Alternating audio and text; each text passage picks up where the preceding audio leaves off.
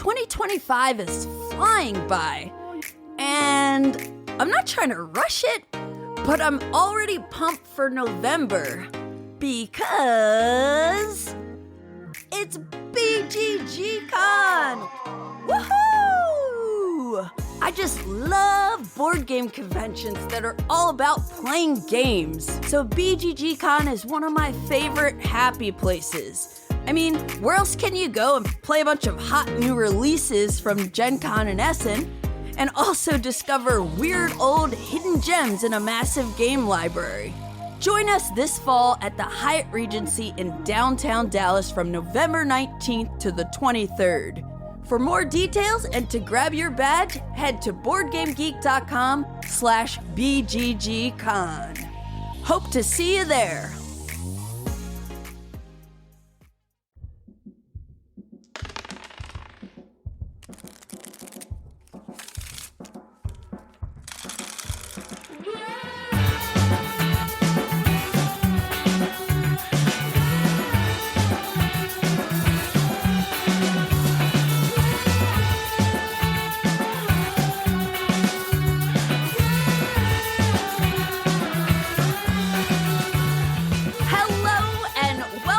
Episode 74 of the Board Game Geek podcast, where we geek out about board games, the mechanisms behind them, and the people who create them.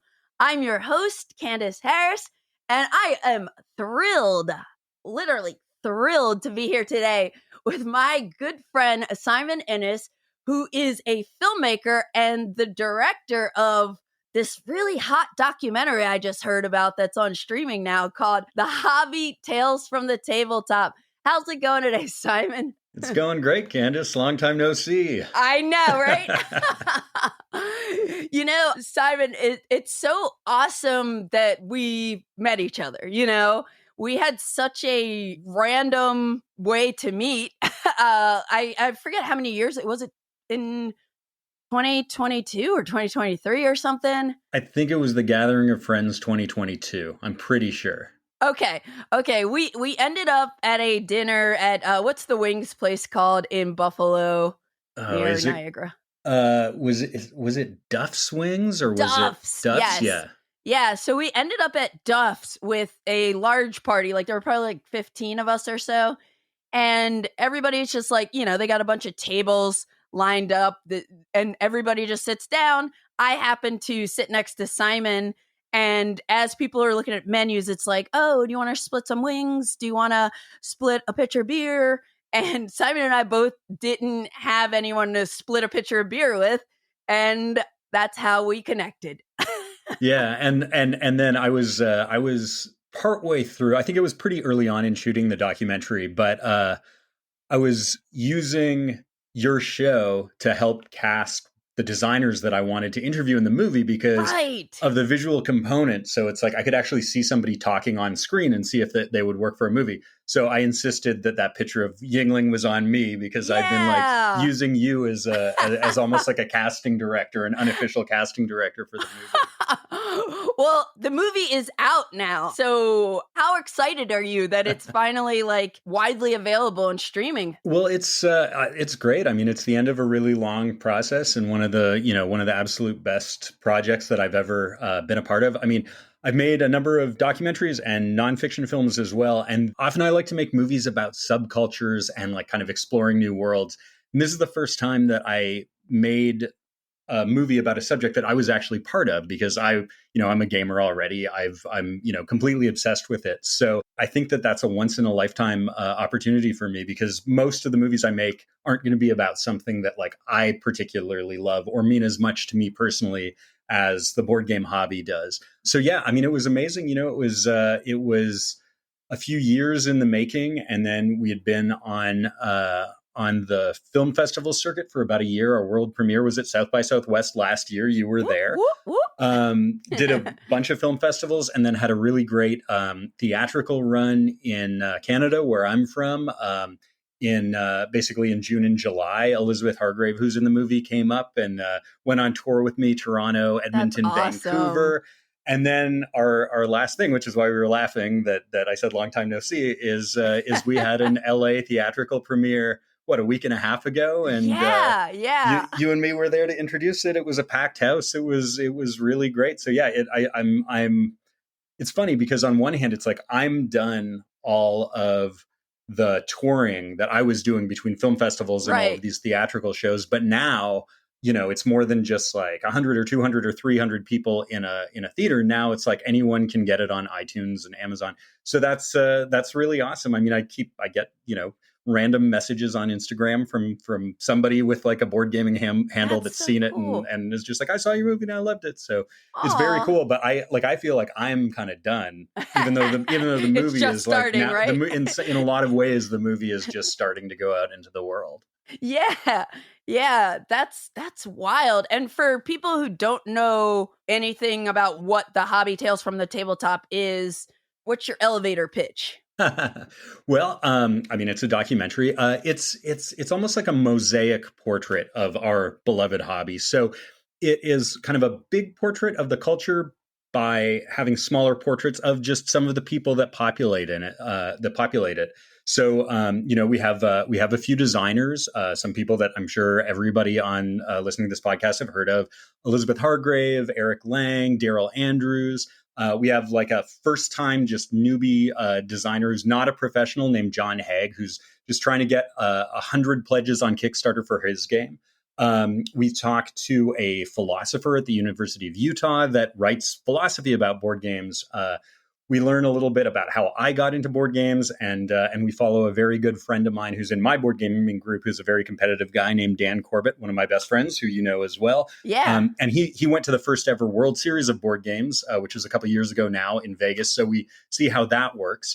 It's just kind of personal stories of people. It's not meant to be like the definitive movie of modern board games. Right. It's just a look into the world and the culture. And I'm not supposed to say this on in sort of normal press because apparently it's a bad thing to say, but I think for our fellow board gamers, I can say this completely, completely fine. It is very much a love letter to the hobby. So yeah, not, I'm not trying to be the definitive board game movie. It is just a board game movie. There are others, there will be more, but this is, just a very loving look at, how we spend our free time and the meaning that we can create by, pouring ourselves into a hobby that we love.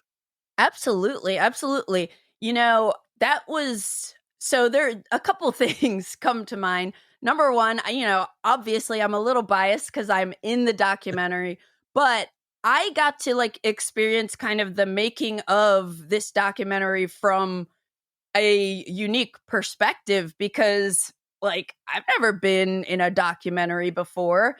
And I was like, I think since day one, since you messaged me to like come out to LA and interview me, I was so impressed since the first time you came out to interview me. Like I was thinking, we'll sit down, they'll have a camera, yada.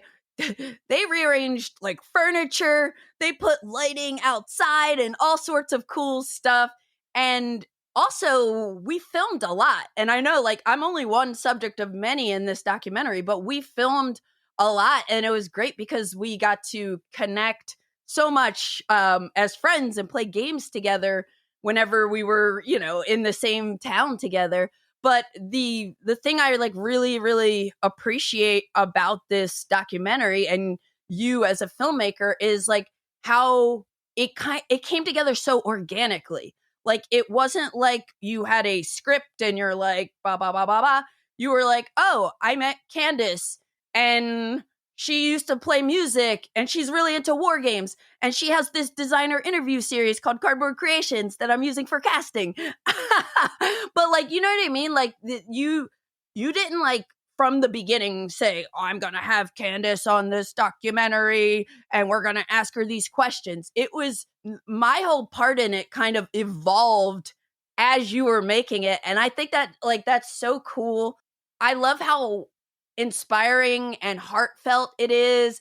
There's humor, there's a little of everything. And it was so great, not to like ramble on, but like it was so great to like be able to watch it with my mom because my mom is one of those people who, she learns a lot from listening to this podcast and from some of my content, but she had no idea like how big Gen Con is. It's just amazing that there's this like world that we're all a part of, and there's still so many people who don't even know about it. And I love that it's kind of, making its way out there. So hopefully more and more people will know about it, and maybe we'll see some more documentaries. I know like there have been, but I want more.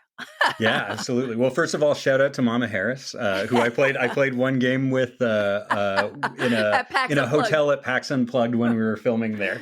Very fun person to play games with. But yeah, it's like I was saying before, this is the first time I've made a documentary about something that I love myself, but it's not just for gamers. Like, it's for a general audience, like we've been playing at regular film festivals all over the world and everything. So what I had to keep reminding myself was, what was my life like before I was obsessed with this, before I knew what AP was, before I knew what a meeple was, all that stuff. Right.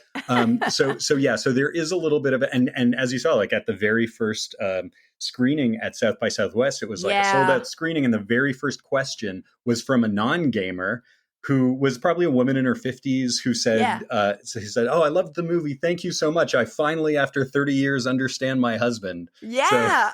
So it's so maybe, it's obviously great for, like I said, before every screening, I'd like ask people for a show of hands, like how many of my fellow gamers are there. And the best is when it's like 50-50, because the gamers will obviously like get a lot of little details and kind of find some things funny that maybe non-gamers won't. There are a lot of little Easter eggs, but it's also great to kind of go in with fresh eyes for, if you have a friend or a family member that isn't into games, because, again, it's all about the people. So it's like, you can find something to relate to. And yeah, I mean, a lot of people afterwards are like, "Oh, what game should I buy now?" if they're non-gamers. But yeah, and as far as the sort of, the organic way that you and a lot of the people got into the movie, I mean, that's very much part of my process and why I love making documentaries. Narrative films for the most part are fully scripted, although sometimes there's a little bit of play there. Documentaries for the most part aren't, although some documentaries actually can really be scripted. A lot of the stuff that you'll see that's like, straight to Netflix or whatever, like a lot of true crime docs are basically scripted, and then they just fill in the blanks. But the way that I like to do it is literally just to kind of go out into the world that I'm trying to document and just be followed, just follow my own curiosity and just kind of see what happens, see how things unfold in front of me. So yeah, we shared a pitcher of beer. I thanked you for for doing some casting for me. And then, you told me this amazing story about how, like, you and I we're not new gamers anymore, but at that time we were both in the hobby for about 3 years. And you were telling me about how for you it was all about music. It was all about how you were a drummer and you were, like in bands, like, really pushing seriously, and got burnt out and had to take a break and really step back for just your own mental health, and how games sort of helped you out and filled that void. And I was like, oh my God, what an amazing story. Thanks, so Simon. it was just totally natural. But yeah, it was such a privilege to hang out in the world of board games, like really, way more than I would just as a fan and a hobbyist myself. But like being able to go to all these conventions, being able to kind of, get a little bit of an intro to a lot of the industry, and see the first ever World Series of Board Games, all of that stuff. It was such a wonderful experience for me. And if anything, I think that this movie is, even though I appear in the movie for a second, but I'm not really one of the main subjects at all. But it is really kind of just a document of, my kind of journey around the hobby for a couple of years. So in a way, it is actually a very personal film, even though, it's not really set up like that. And like I said, I only appear very briefly. Yeah, totally. Thank you, Simon. So I think another thing that I'll touch on before we start talking about board games and everything, but another thing I'll touch on was like the South by Southwest experience. So I had never been to a film festival before. I had never been to Austin. And oh my gosh, first of all, that Franklin's barbecue that Daryl hooked up after I flew in. I took a lift to Daryl and his wife Tanya's hotel where Simon was, and they had barbecue, and it was amazing. So that was a great way to kind of start my first trip to Austin. But going to a film festival, I think I'm naturally like just a curious person, as people probably know with like the way I play a lot of different types of games and whatnot. But I was like, I want to go to, I was there because we were doing Q&As for the screening and stuff. But I was like really wanting to go to South by Southwest. Like I want to do it sometime and actually just like hop from movie to movie, because it was so cool to just bump into like people from the industry and friends, and they're like, oh, we're gonna go check out this at 3:00, and then it's like you see movies, you get food and drinks, you see movies, and you talk about them, and there are events going on, and it was really, really lovely. And something that struck me when I got back, because I remember like almost everybody I was meeting, like I'm like, oh, like what do you do or whatever, and they're like, oh, I'm a cinematographer for documentaries. I'm working on this documentary, and I was like, holy cow, like this is a big world. And I ended up like going home and like almost immersing myself in so many documentaries, and now I have a whole new like appreciation for them. I notice things that I didn't notice before I was part of this. I don't know. It's just super cool, and I hope that other people out there who get a chance to, I hope you have the opportunity to watch the hobby, and I hope you enjoy it. I feel like now I've seen it 6 times. 3 of those times were in the movie theaters, which is really, really cool and wild. And I never get tired of it. It makes me smile to share like our hobby with the world, kind of thing, Yeah, no, absolutely. It's very funny. I know we were talking about this over text the last couple of days. It's funny that at South by you only met documentary people, because like I think documentaries are only about a third of South by Southwest. Like when I was there that year, I stayed for the whole week, so I was watching movies the entire time after we did like all of our interviews and did all of our all of our press stuff and our screenings. And yeah, I think I might have only seen one other doc while I was there. I think I was mostly watching like horror movies and other kinds of things too. But yeah. I mean, it was such a great time. I mean, it was a perfect festival to launch at. So it was a great time. I mean, I always think after, maybe not the first time I went to Gen Con, because that was like, it was just me going in cold. But like once I started going to Gen Con again and PAX again and the Gathering of Friends and stuff like that, and I was Daryl Andrews, who the designer of Sagrada and a lot of other games, who you were just mentioning, had the amazing barbecue hookup. He was the one that kind of brought me into the industry side a little bit pretty early on in the production of the movie. And the thing that struck me, and I wonder if you saw this from being at South by, is I found that board game conventions are basically film festivals. And the board game industry is so similar to the film industry. It's like the designers are writer-directors, the publishers are like producers and distributors. Yeah. Then the conventions are basically film festivals, just insofar as there's this huge, there's just like this, a demo, like game demos. Yeah. And also it's just this big, giant, overwhelming thing, and you have to pick what you're going to do. So you form little like groups that, like, okay, we're going to do this in the morning, this in the afternoon, this at night. There's kind of like little kind of social cliques and stuff like that. And then even, things like people getting together and doing karaoke after hours and stuff. Like it felt very, very much the same thing. So once I did actually get that peek behind the curtain at Gen Con, at PAX, at Gathering, I felt very much at home, because I've been doing the like film festival thing for like 10 or 15 years. So yeah, you're right. I've never really like made that connection until you said that. But yeah, it's like a very similar kind of convention, and like what you're doing, and you're scheduling your day out. You want to check out this and that. That's so cool. It must have just been my like reticular activator.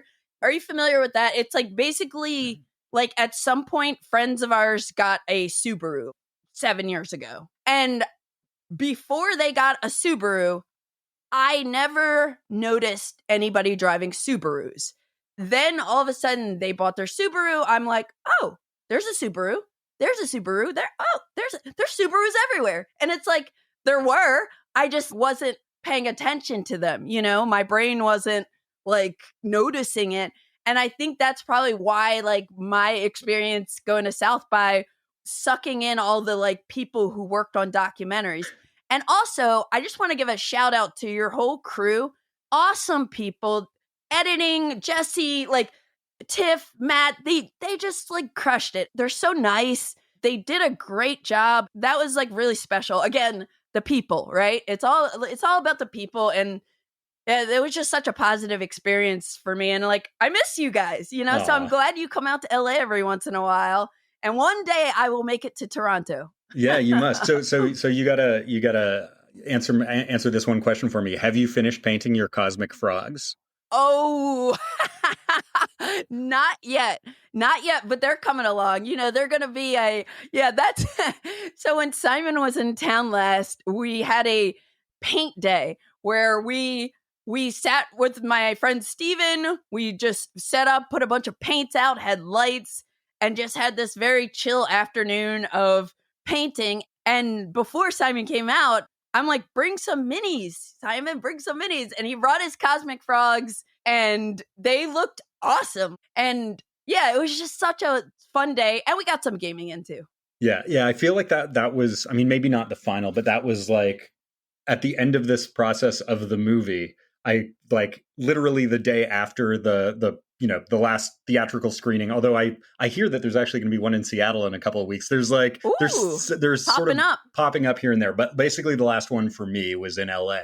And the next day there was nothing better to do than to like unlock a new hobby achievement, which for me was painting minis, which I'd never done before. Yeah. So it was incredible. I mean, it really helped that your friend Steven brought an airbrush and did all that. Like, what's it called? That was like my airbrush, but he put it together for me. Okay. Yeah. But what's it called? Like the zenithal highlighting. Yeah, the zenithal highlighting. So that made it a lot easier for me. Yeah. I mean, I think that they really look good. And also, you had like a huge, extensive kit, and he brought some paints too. So there were like hundreds of paints. So I really like. Yeah, I mean, if I wanted to, you know, my next minis that I want to paint, which I think will probably be Blood Rage, I'm gonna have to like either come back to LA or else heavily invest in some paints to like have the amount of choice that I did over at your place. I love it. Paint days are fun. Okay, Simon, you know what this means now that you're getting into painting. What does it mean? New documentary.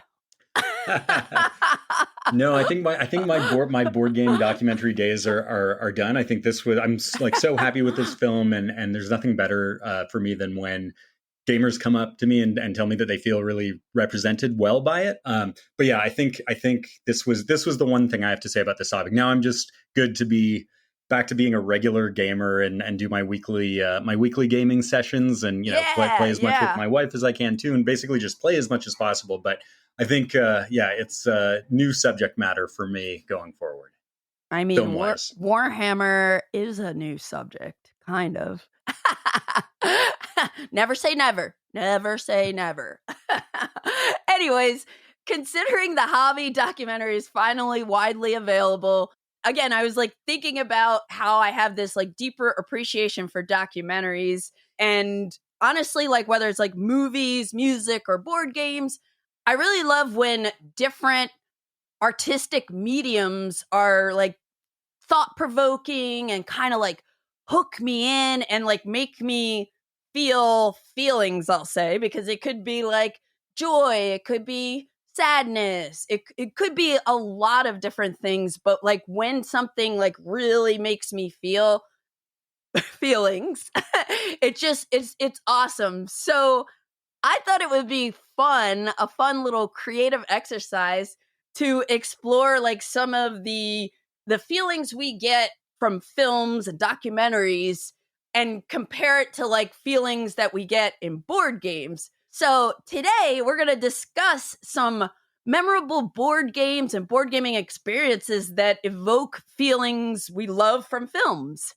And also, Simon, I will say, because I know I was hooked on this idea of approaching this episode like this, but I also have been like getting deeper and deeper in the anime world.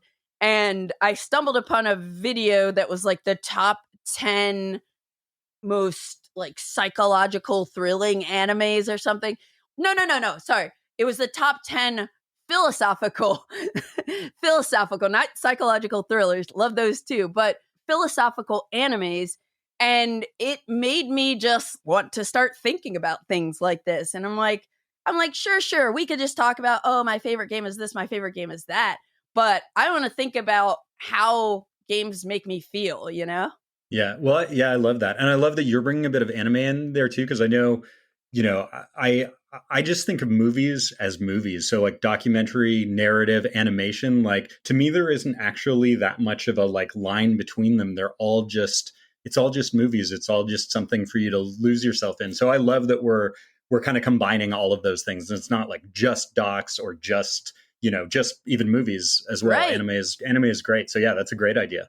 Awesome. Well, thank you.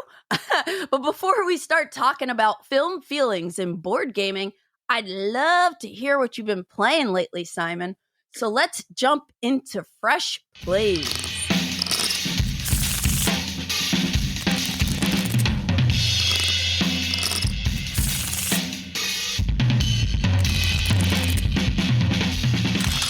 So, okay, this was the last game that I played, not including the million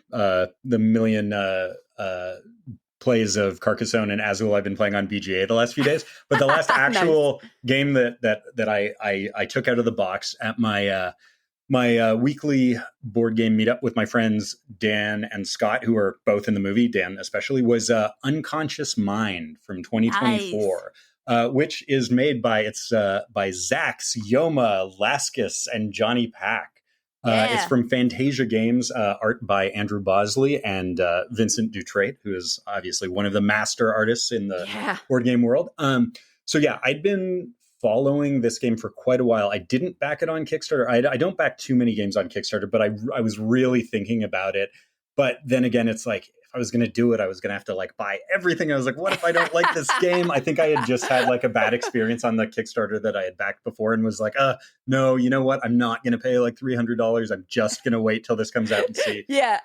But I'd been really excited about it. You know, it takes place in the dawn of psychiatry. So it's, you know, there was a Sigmund Freud meeple on the board, and I guess we're all sort of up and coming psychiatrists in this, you know, who are trying to kind of develop new treatments in Vienna in whatever it is, probably like the 1890s or something like that. Anyway, a long time ago. Cool theme, such a cool theme. It's awesome, and you know, it's a pretty heavy euro. I think it's about like 3.99 or 4. Like it's right right at 4. So it's a pretty heavy euro with like mostly it's worker placement, but there's like engine building, there's some rondels, there's like cascading effects. Cool. It's like exactly the kind of game I love. I love heavy euros. Normally, like, I mean, I love a game with a great theme, but I kind of don't care if it's like if it sets your brain on fire and it's a super cool heavy euro. It can be about any of those boring beige things that so many heavy euros are about, and I'll love them. But when a game can do that and then have like an amazingly good theme, like this one does, something that's super interesting, it just is awesome. So I absolutely loved this game. We did a thing that I'm sure lots of my friends in the hobbies, especially people like you, will think is crazy, which is we literally just like cracked open the box, punched it all, and read the rules cold. I was just going to ask, like, I was in my head, I've been having a question where I'm like, ask Simon about how his game group learns games, because it will blow your mind. Okay, go ahead. It drives me crazy. You and I have been joking about this for a long time, but like this is just sort of how we all started. And, you know, we got together like just coming out of COVID. So it's like we didn't, you know, we were all relatively new to gaming with other people. It was like a bunch of old friends. So nobody had gone to like different game meetups and, you know, done the thing where it's like, oh, somebody learns the game and teaches it. So this is just how we've done it. And then when I've been out, you know, when I was out shooting the movie and playing a million games with a lot of different people, it became very clear to me early on that like, oh yeah, this is the worst way of learning new games. The best way is literally just somebody learns it and teaches you. But Yeah, I don't know why I have not been able to wrestle this away from especially my friend Dan, who, if you watch the movie, you'll see it. It's just, he swears that the best way that he learns these games is to read all the rules with everybody else around the table. I'm like, man, you could read it yesterday. Like, you could read everything yesterday and then just teach us. And he's like, no, it's good for me if I'm reading them. I'm like, okay. Anyway, I've fought it enough, and I definitely, like, it's not a battle I'm going to win. Yeah. I'm used to it, and this is the way we did it. So, that the punching and learning probably took like 2 hours. Yeah. But yeah, then when we got the game going, I mean, it's so awesome. It's got so much to explore in the game. Like, for example, there is a track of Vienna where you can move around the board, and you can move around the board, and Freud can move around the board. And, depending on where you are, where other, I guess, up and coming psychiatrists are, and then based on how many tags you have on certain cards, you can activate places in Vienna. That was like one thing that almost nobody in our game did very much of. It was only a little bit of it. Okay.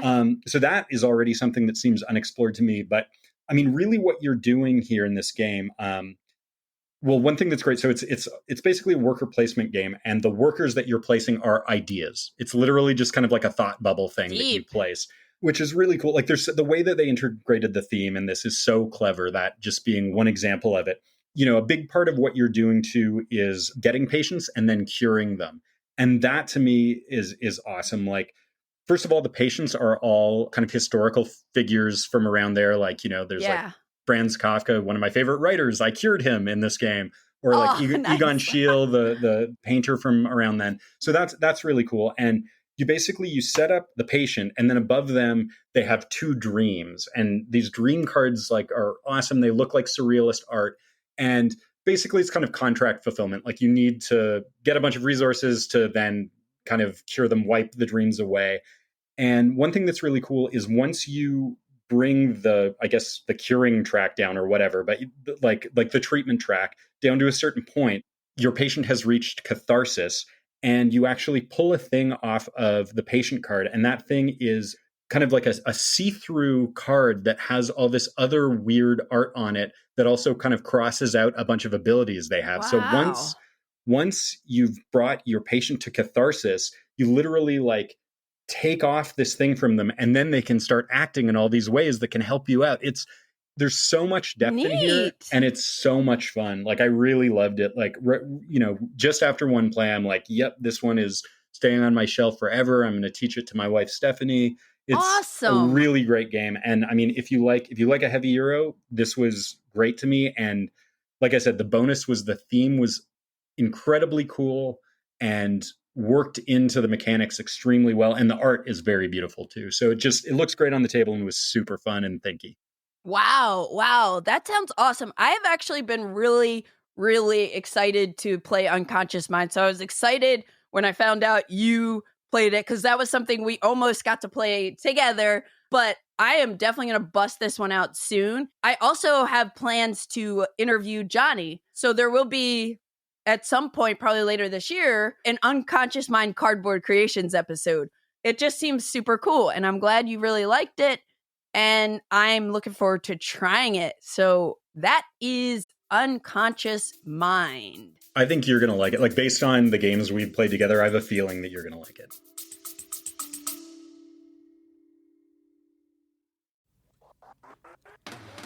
Sometimes I enjoy organizing my games just as much as actually playing them. I know, it sounds crazy, but I know I'm not alone here. I also love blinging out my favorite games with upgrades and accessories that not only look good and feel good, but they also speed up setup and teardown time. Visit BoardGameGeekStore.com for premium gaming accessories and upgrades like bags and bowls in a variety of colors and sizes, deck boxes, sleeves, card holders, and more. And when I say more, you know I'm talking about those shiny, beautiful Geek Up bits, which are available for a bunch of different games, including our best-selling Quacks Geek Up bits. I can't think of a more luxurious way to brew potions. So treat yourself and your games to some new goodies from the BGG store at BoardGameGeekStore.com. Sweet. So the first game I'll mention it's a wild one.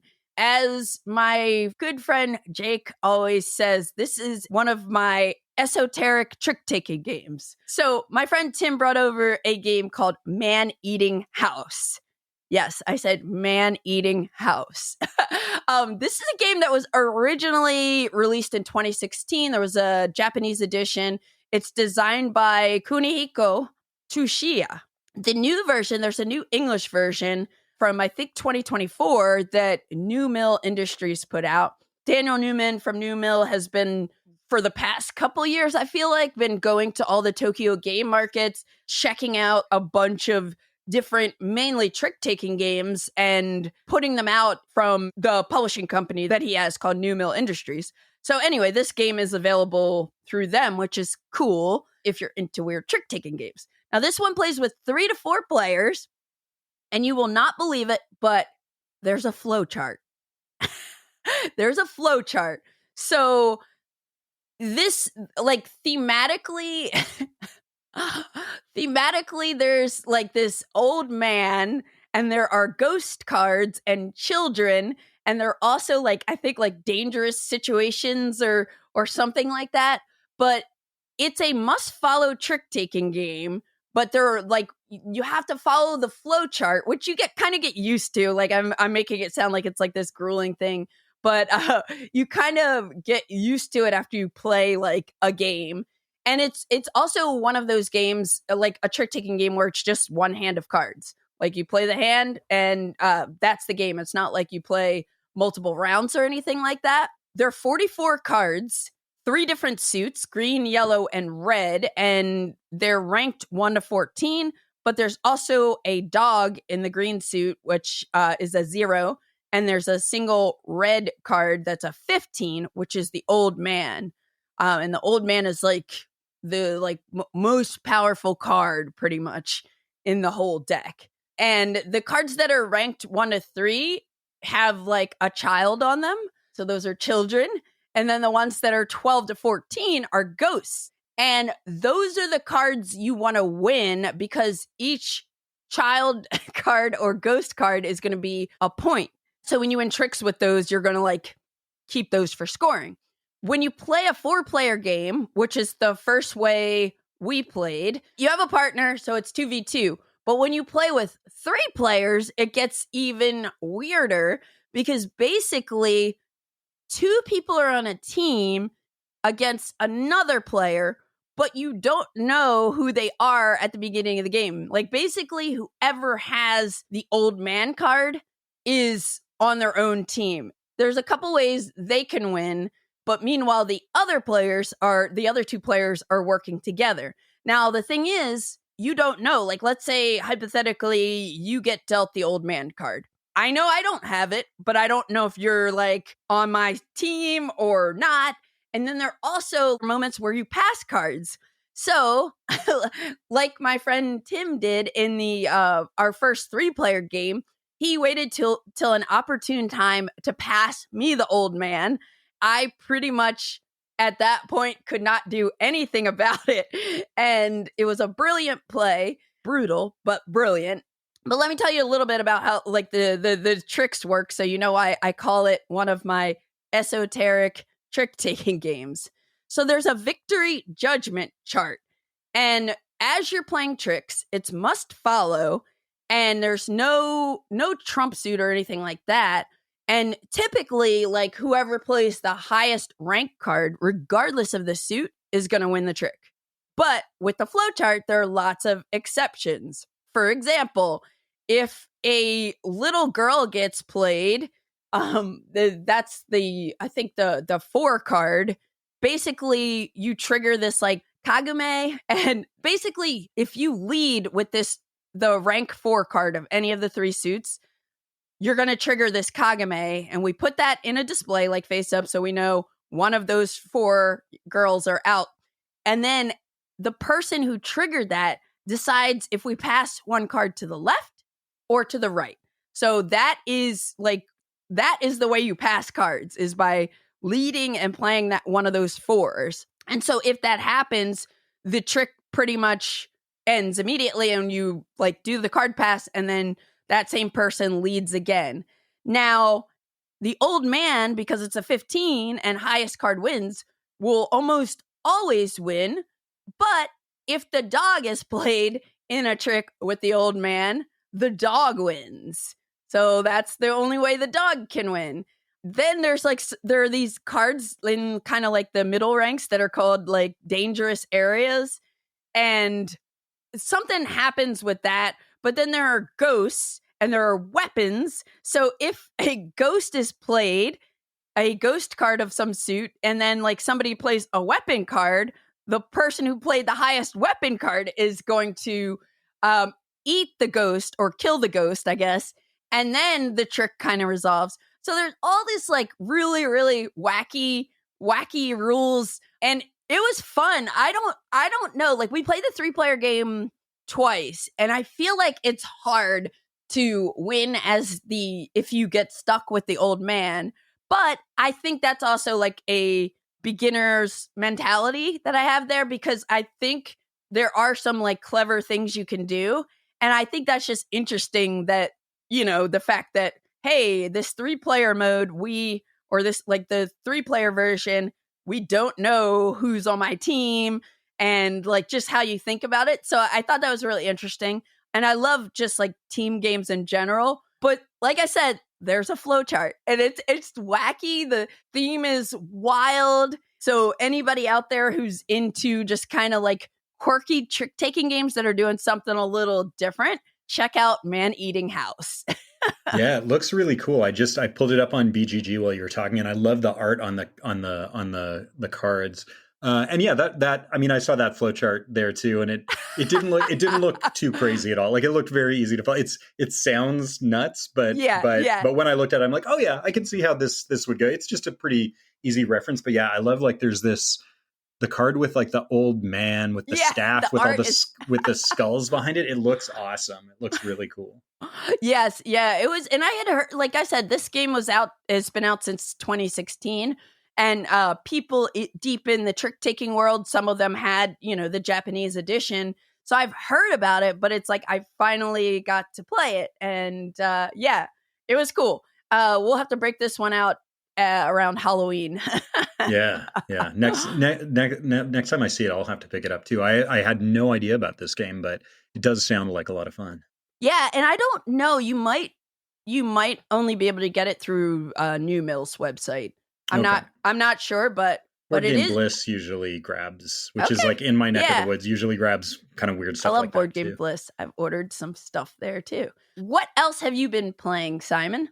Well, so the other one I was going to say that not the second last new game I played, because that would have been with you last week, but the week before I played this game, and it's one of those times, when you play a game that like is maybe not exactly for you, but you kind of can see it's like, this is a really good game. Yeah. But so I know you love this game. So part of the reason I wanted to bring this one up is because I didn't have the greatest time with it, but definitely want to try it again. And I know you love it. So I kind of wanted to get, I wanted you to pump me up to play it again and hopefully appreciate it more. So cool. This one is Nemesis from 2018, which is like very beloved.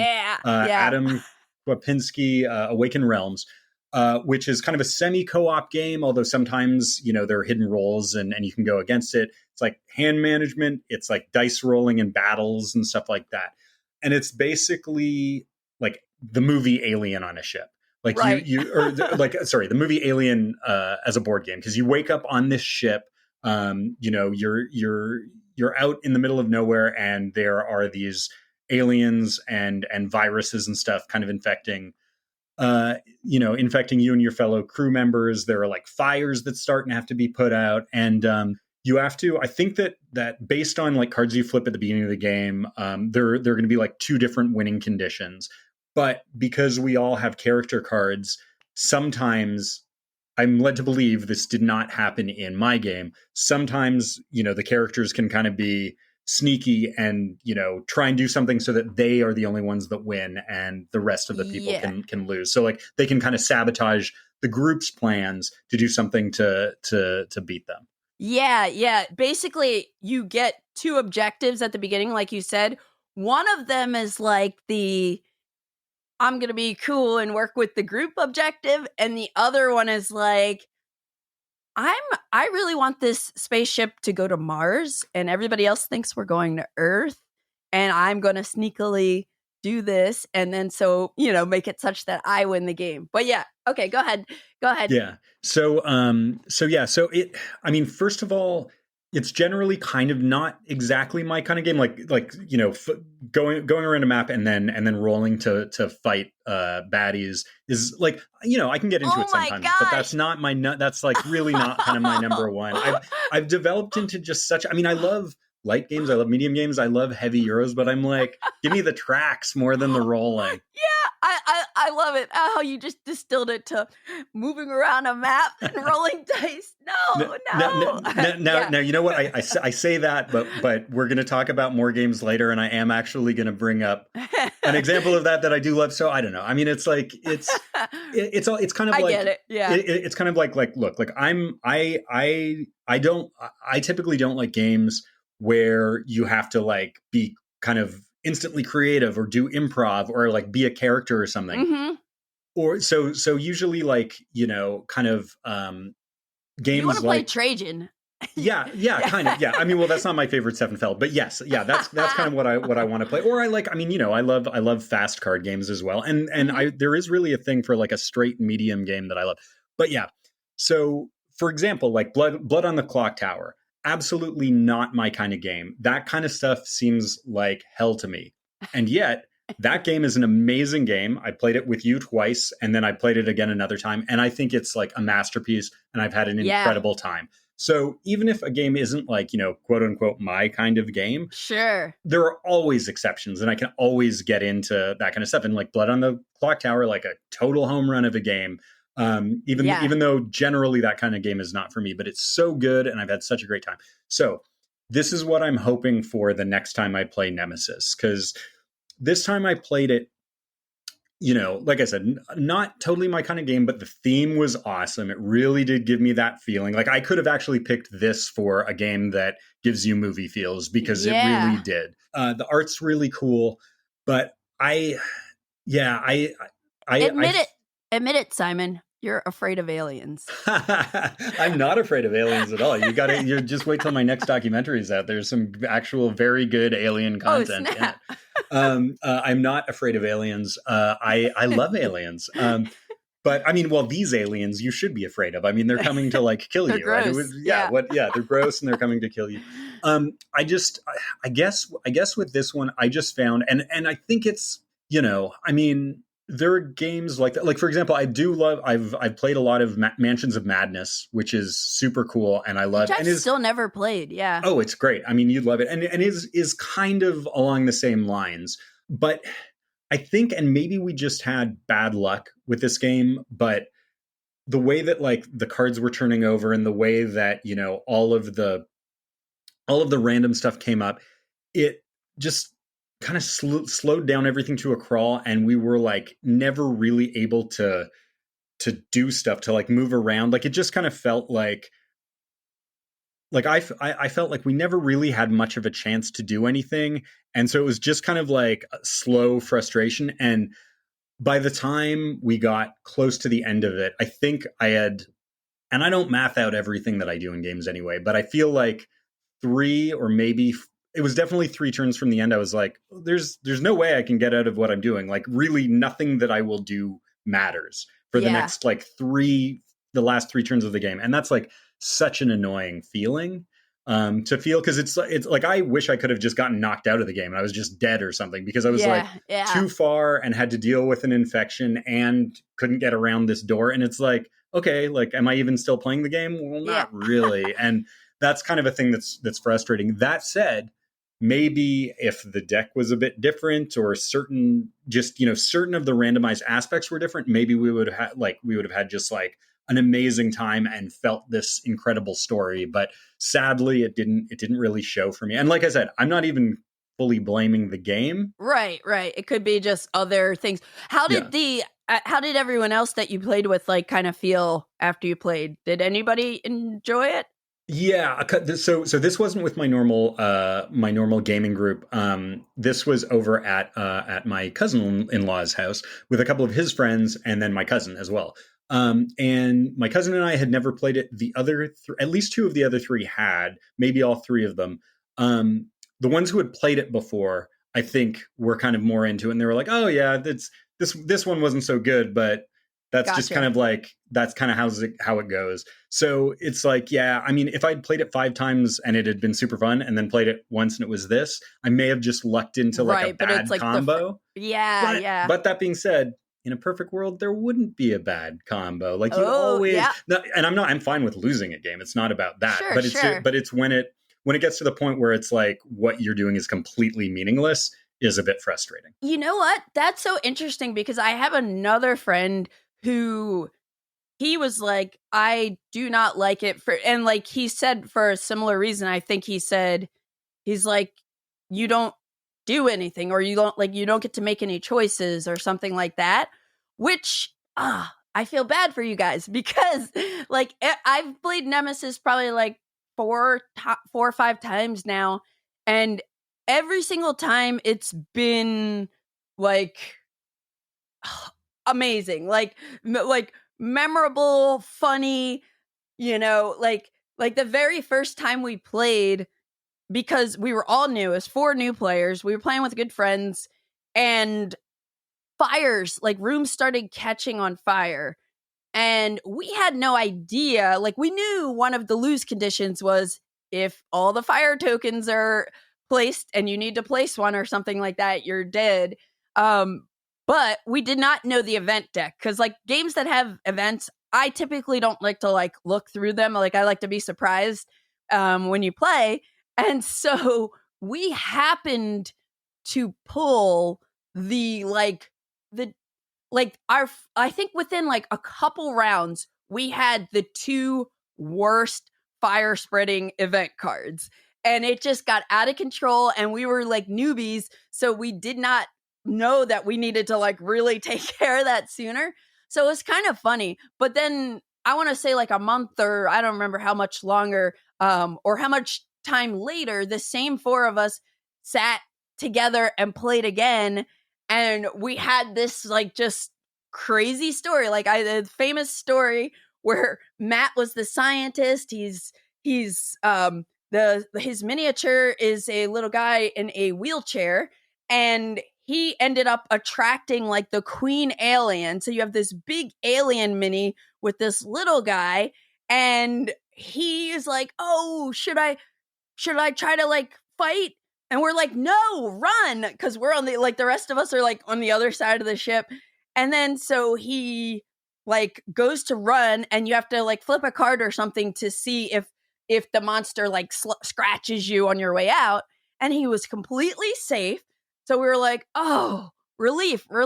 But he goes into a room where he ends up where he rolls for noise, and that brings the mama alien in, spawns like new ones, and like he just ended up, there was a cinematic ending for Matt. And the rest of us sort of carried on. And I think it was that game that I almost, like I've never won this game. I've come so close, but like I got to like an escape pod, but then like died on my way out, like the alien started swarming me or something. Or wait, maybe I escaped, but then I was infected. I think I was infected at the end. Either way, I've had a blast with it, but I do know that, yeah, some people have kind of like bounced off of it. And I don't know if it's kind of like an expectation thing. Like if, I know it's for you, it's like not your style to begin with, but I don't know if like maybe when I went into it, eventually, because I was like curious to try it, I heard stuff about it, that I knew it was more about like the stories that kind of evolve. And I like games where you're like exploring stuff. So for me, it's a banger, and I'm actually like really excited you brought Nemesis up because I should be getting my shipping notification any moment for the new Nemesis Retaliation, which I'm jealous. My friend Steven, who lives down the street, already got his, but I guess I'm on the second wave shipping because I backed it and it was like, this is the first Nemesis Kickstarter, I believe, since I got into Nemesis. So I was like, I'm getting in on it. The new one, Retaliation, is a little different. It's basically like if Nemesis regular is alien, Nemesis Retaliation is aliens. So it's like and you might actually like this one better, but there are more aliens that are coming, but you're aware that they're there. So you are like more beefy. And so far, my friend Steven, he played like a two-handed, like kind of solo game just to learn it. And he was saying he likes a lot of the new stuff in this version. So we'll get you to try Nemesis again. Oh yeah, no, One way or another. I'm happy to. And it's funny you talk about your partner Matt being that scientist. I was that scientist too, and I'm telling you, I would have killed for a cinematic ending. I was just like stuck in a room, just like, okay, there's no way I can get 5 rooms around and cure my infection, so I'll just sit here. I would have loved to have gone out in a blaze of glory. That would have been fantastic. But yeah, no, I will definitely play it again. Hopefully with you sometime. But I will definitely give it another try. Cool. Awesome. So that's Nemesis. So on episode 73, when I was talking with Shay Parker about like Gen Con releases that we're looking forward to that were like on the Board Game Geek Gen Con preview list. I mentioned a solo kind of dice placement game called Hercules and the 12 Labors. And I ended up like reaching out, and I think I mentioned this before, but I reached out to the designer because I was like, hey, this sounds cool. And I started looking up his other games and I was like, those sound cool. And Tyler was nice enough to offer to send me 2 of his other games that are out since Hercules, I think, is a little bit delayed. And one of them is a game called 23 Knives that I just kind of spontaneously got to play last weekend because it's 3 to 8 players. And so it's like, it's not, you gotta, like, you probably want to play it with 5 or 6 the first time. So I didn't anticipate I would get to play it so soon, but we fell into a situation where we could play it. So this is a 2025 release from Play to Z. And again, it's 23 Knives by Tyler J. Brown. And this is a hidden role and kind of like deduction game for 3 to 8 players where we're basically citizens of Rome and we're trying to manipulate things to determine the fate of Julius Caesar. And so there are 3 allegiances in the game. One is you could be a loyalist to Caesar, or you could be a liberator of Rome, or you can be like more like neutral and just be an opportunist. Even though there are 3 roles, there are like these, I think like 30 something different citizen cards. And each citizen card will be kind of like one of those allegiances, but they each have their own like special ability. And so at the beginning of the game, you get 2 of them and you choose one and you keep it face down. But at some point you may like reveal it and say, haha, this is what my citizen allegiance card says. And then you can start using that ability that it has on the card. But what you're basically doing is you are moving around very abstractly, traveling through Rome, and you're kind of manipulating different citizens and trying to sway them to whatever your cause is. There are 2 main types of cards. There are these sway cards, and then there are fate cards. And a lot of what you're doing is going to be like picking up new ones, discarding, placing cards, these cards different places. And the sway cards, they have 1 to 2 laurels or 1 to 2 blood splatter icons. And the sway cards are kind of what's going to tell you where your allegiance is. So if you have more blood icons, then you're a liberator of Rome. If you have more laurel icons, then you're a loyalist to Caesar. And so basically you're allegiance is based on your secret citizen card and any sway cards you have. Sometimes they might be face up, sometimes they might be face down. So other players are trying to manipulate you because you can place sway cards into other people's tableaus, as well as try to identify like maybe who's on their side. So you'll be basically on your turn, it's like very simple. You like move to a different location. I think there are like 4 or 5 different locations. And then you take the action there. And then also, if there's another player at that same location, you can sway one of those players. And that just means put a sway card face down in front of them. They're allowed to look at it, and you know what it was. Like, so maybe I really want you to be a liberator of Rome, Simon. So I might put 2 splatters on you. Of course, maybe you have other face down cards and I don't know exactly what it is, but your role, your allegiance is based on you count up the amount of laurels you have icons on cards versus the amount of blood splatters. If you have more blood splatters, you're a liberator of Rome. If you have more laurels, you're a loyalist of Caesar. If it's tied, you're an opportunist. And depending on what you are, you want the game to end in a certain way. Every round, one player is a tribune. And so when it gets to their turn, they'll be the last player to take a turn for that round. There's a vote that happens. And you have this deck of issue cards. And the tribune player will draw 2 of these cards and read them. And then everybody, and there's a little board that's either like red or gray. And so everybody has these coins, or we each have 1 coin that we're going to pick our vote, whether we want the left event to happen or the right one to happen. And then, it's just a majority thing. So everybody reveals their coin and we see what happens and there's some impact. Also, so that's really cool. And then that tribune will pass to the player counterclockwise, and then you start another round, do the same thing.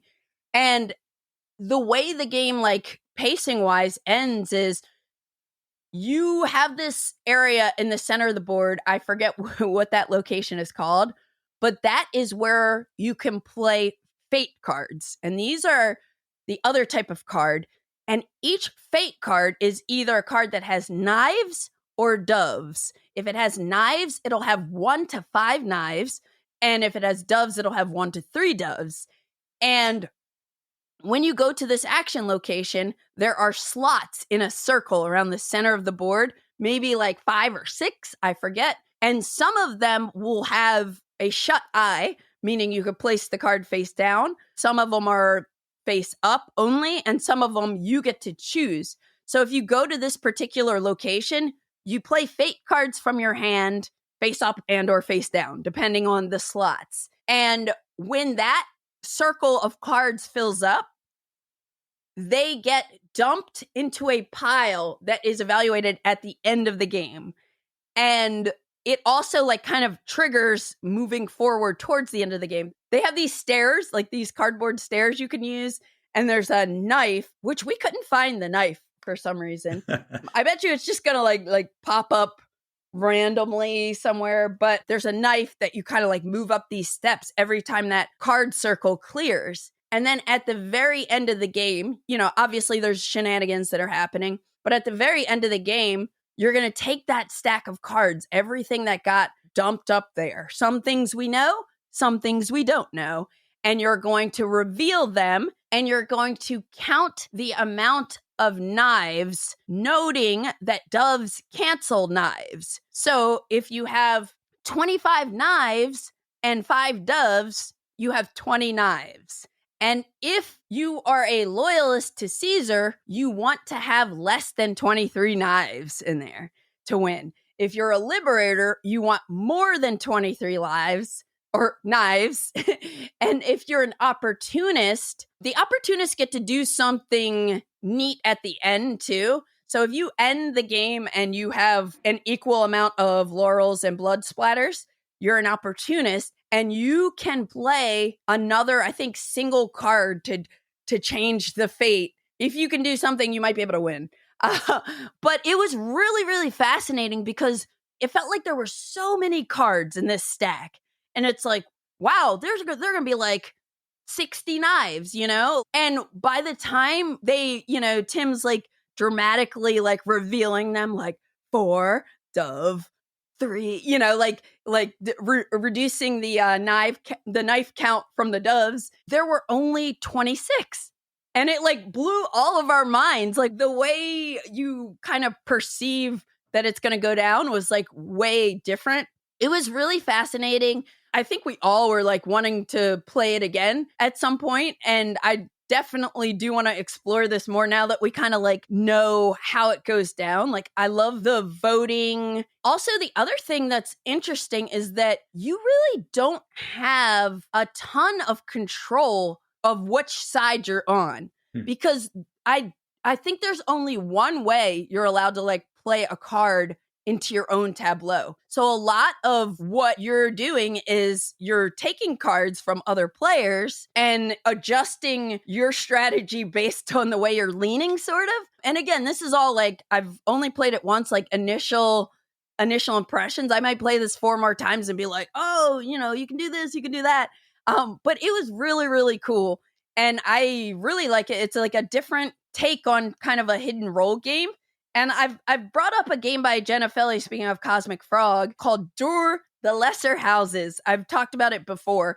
And this had some serious like overlap where I'm kind of like, I wonder if Tyler was like inspired by Dur or the other game that came before that one. I can't think of the name of it. Like, because in that game, it's similar. Like you have like 2 types of cards. You're playing cards in other people's tableau.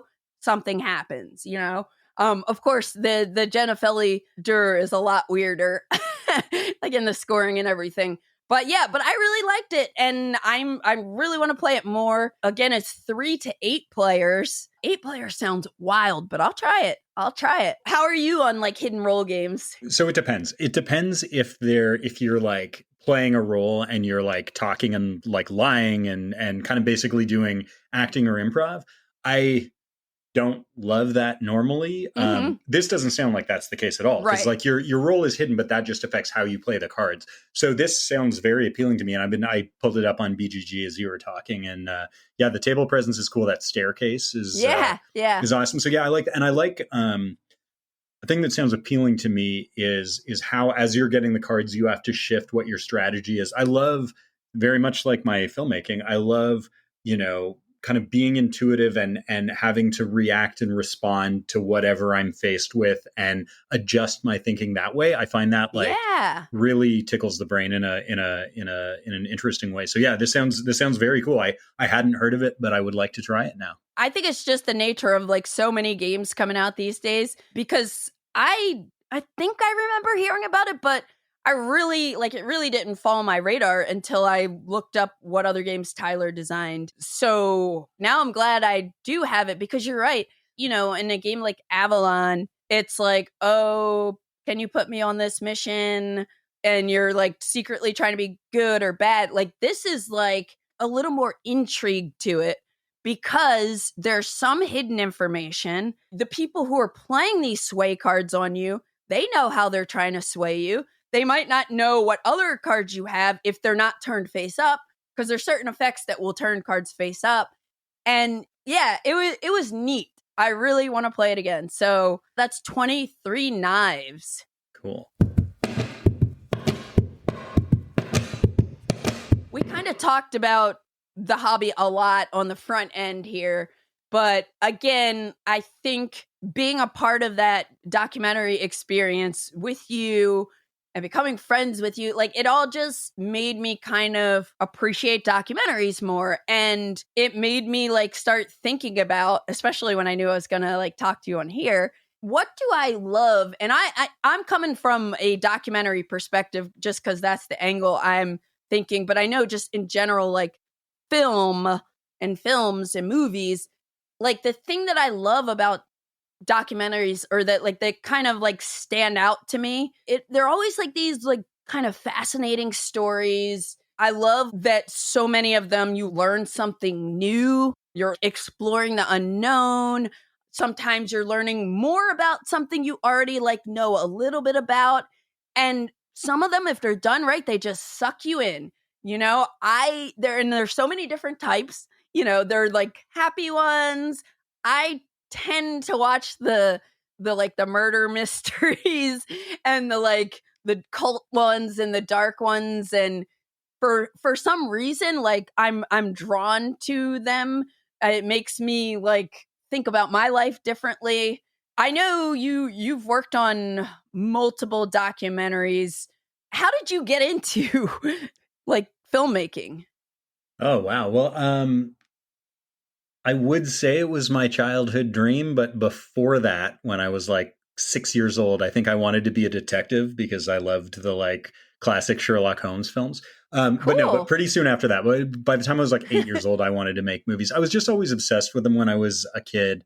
And it was, yeah, it's funny. I've never known, like, I have lots of friends, and even my wife who like didn't necessarily know like, oh, what they wanted to do as a career, specifically. And that's never been the case for me. It was like from as long as I can remember, I wanted to make films and was kind of doing it a little bit like, just on my own in high school. And then I went to film school and I've just been making movies ever since I was a teenager, or professionally ever since my early 20s.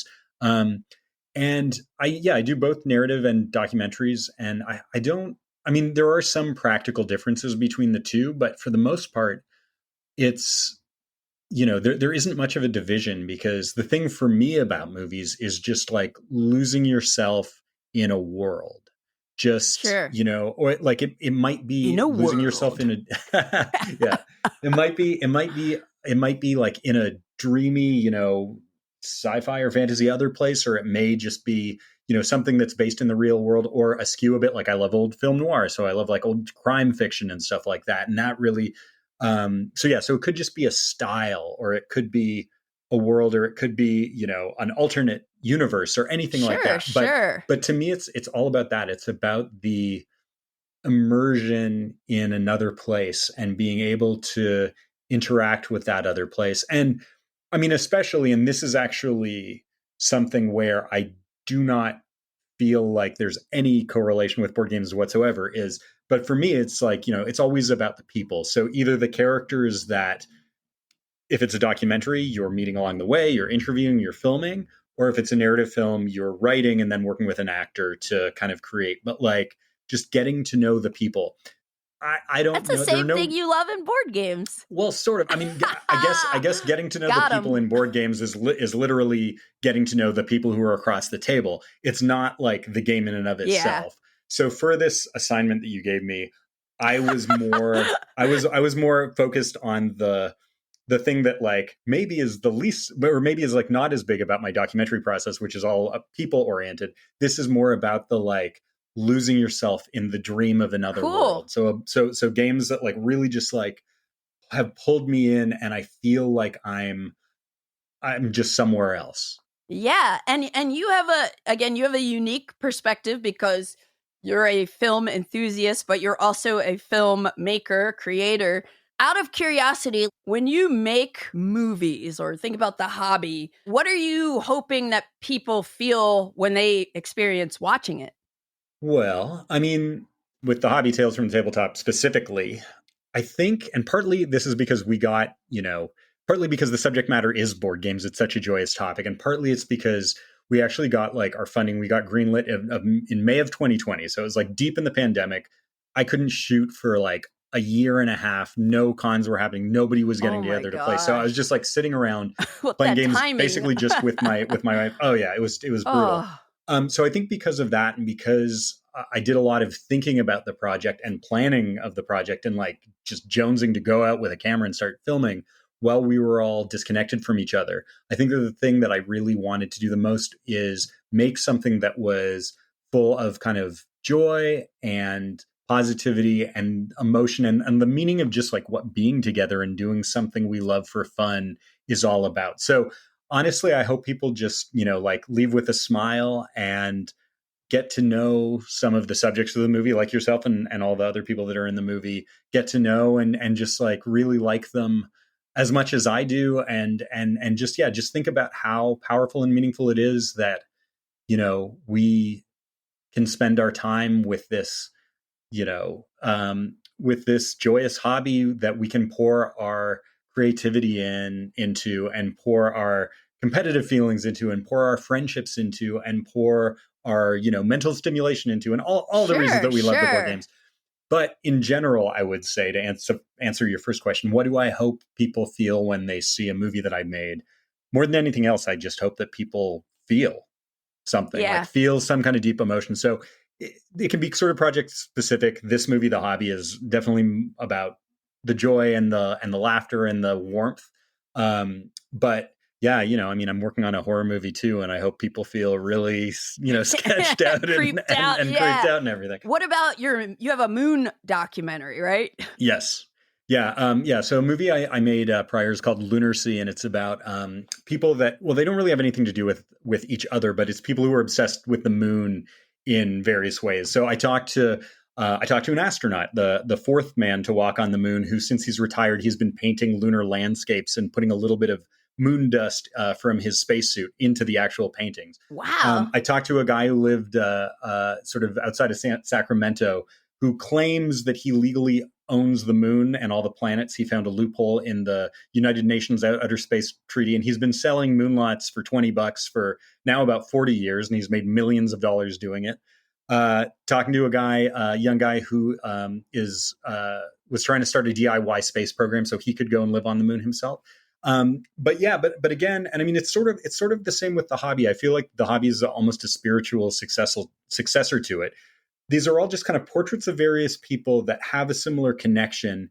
And in getting to know them, sort of bigger themes come out. So with Lunar Sea, it was themes about what home means, and also, what dreaming and exploration means. And then with, The Hobby, like I said, it's about, leisure time and togetherness and creativity and competition and those kinds of things. Okay, so now you're a part of my documentary, Simon, right now. Yeah. I'm going to cardboard creations you for just 1 second, because I'm curious. With Lunar Sea, like, did you decide, like, you want to explore this, or does somebody, like a company, come to you and say, we want somebody to make a documentary about this, and then you kind of like take it from there? It can happen either way, and I've done both. Especially when I do TV things, then it's like it's definitely kind of a work for hire thing. But I basically make the like feature documentaries I make are kind of like more auteurist. So like I'm in charge of everything. It's like my own kind of creative process and everything. So yeah, it's me. It's but it can go either way. And sometimes when people bring you topics, they're just topics that you didn't know that you wanted to work on yourself. I've done some TV stuff, like the Canadian equivalent of ESPN 30 for 30. We have a thing in Canada called Engraved on a Nation. So that was like a sports documentary. It was very much stuff I was interested in, really into, but it wasn't like a Simon Ennis movie. It was like, we are hiring Gotcha. you to do this thing. Yeah, but even still, yeah. it's like, you're putting in a lot of your own creativity and Oh yeah, and everything too. But yeah, it's the feature films, like, I kind of keep for myself. It's like the stuff that I really want to put out in the world.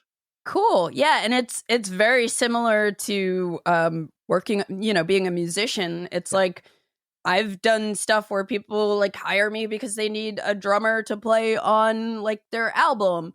But then there's other stuff that I just create, or like with my band, like it's very similar, but that's cool. That's cool. I never knew, and so I was curious. So I had to cardboard creations you. And again, very much like board games too. There's some people that that created, like, Elizabeth, who's in the movie. It's like, she created Wingspan as the first game she was doing, because she felt like there was a need for, there weren't really nature games at the time. She felt a need for a game about something she really cared about, and then pitched it to people, and it sold and became a giant hit. As we know, there are other times where, maybe there's some IP out there and there's like almost a, call for proposals, like pitch us what your Harry Potter game or whatever the hell it would be. Right. Would be, and then people sign it there. So I think again, board games are exactly like movies, exactly like music, exactly like art, et cetera, et cetera. Awesome. They make us feel stuff. So speaking of feeling stuff, and this is a very just creative. There's no like anything. There's no right or wrong answer. Well, not like everything, but there's not a right or wrong answer. And I'm sure we've kind of like approached this very differently, but I'm curious to hear what, which games or gaming experiences you thought about when you were thinking about film feels. So, why don't you kick it off with the first game you want to mention? All right. Okay. So the first game that I'm going to pick, and I picked this for the reason I was just saying before, like this transported me into a totally other world.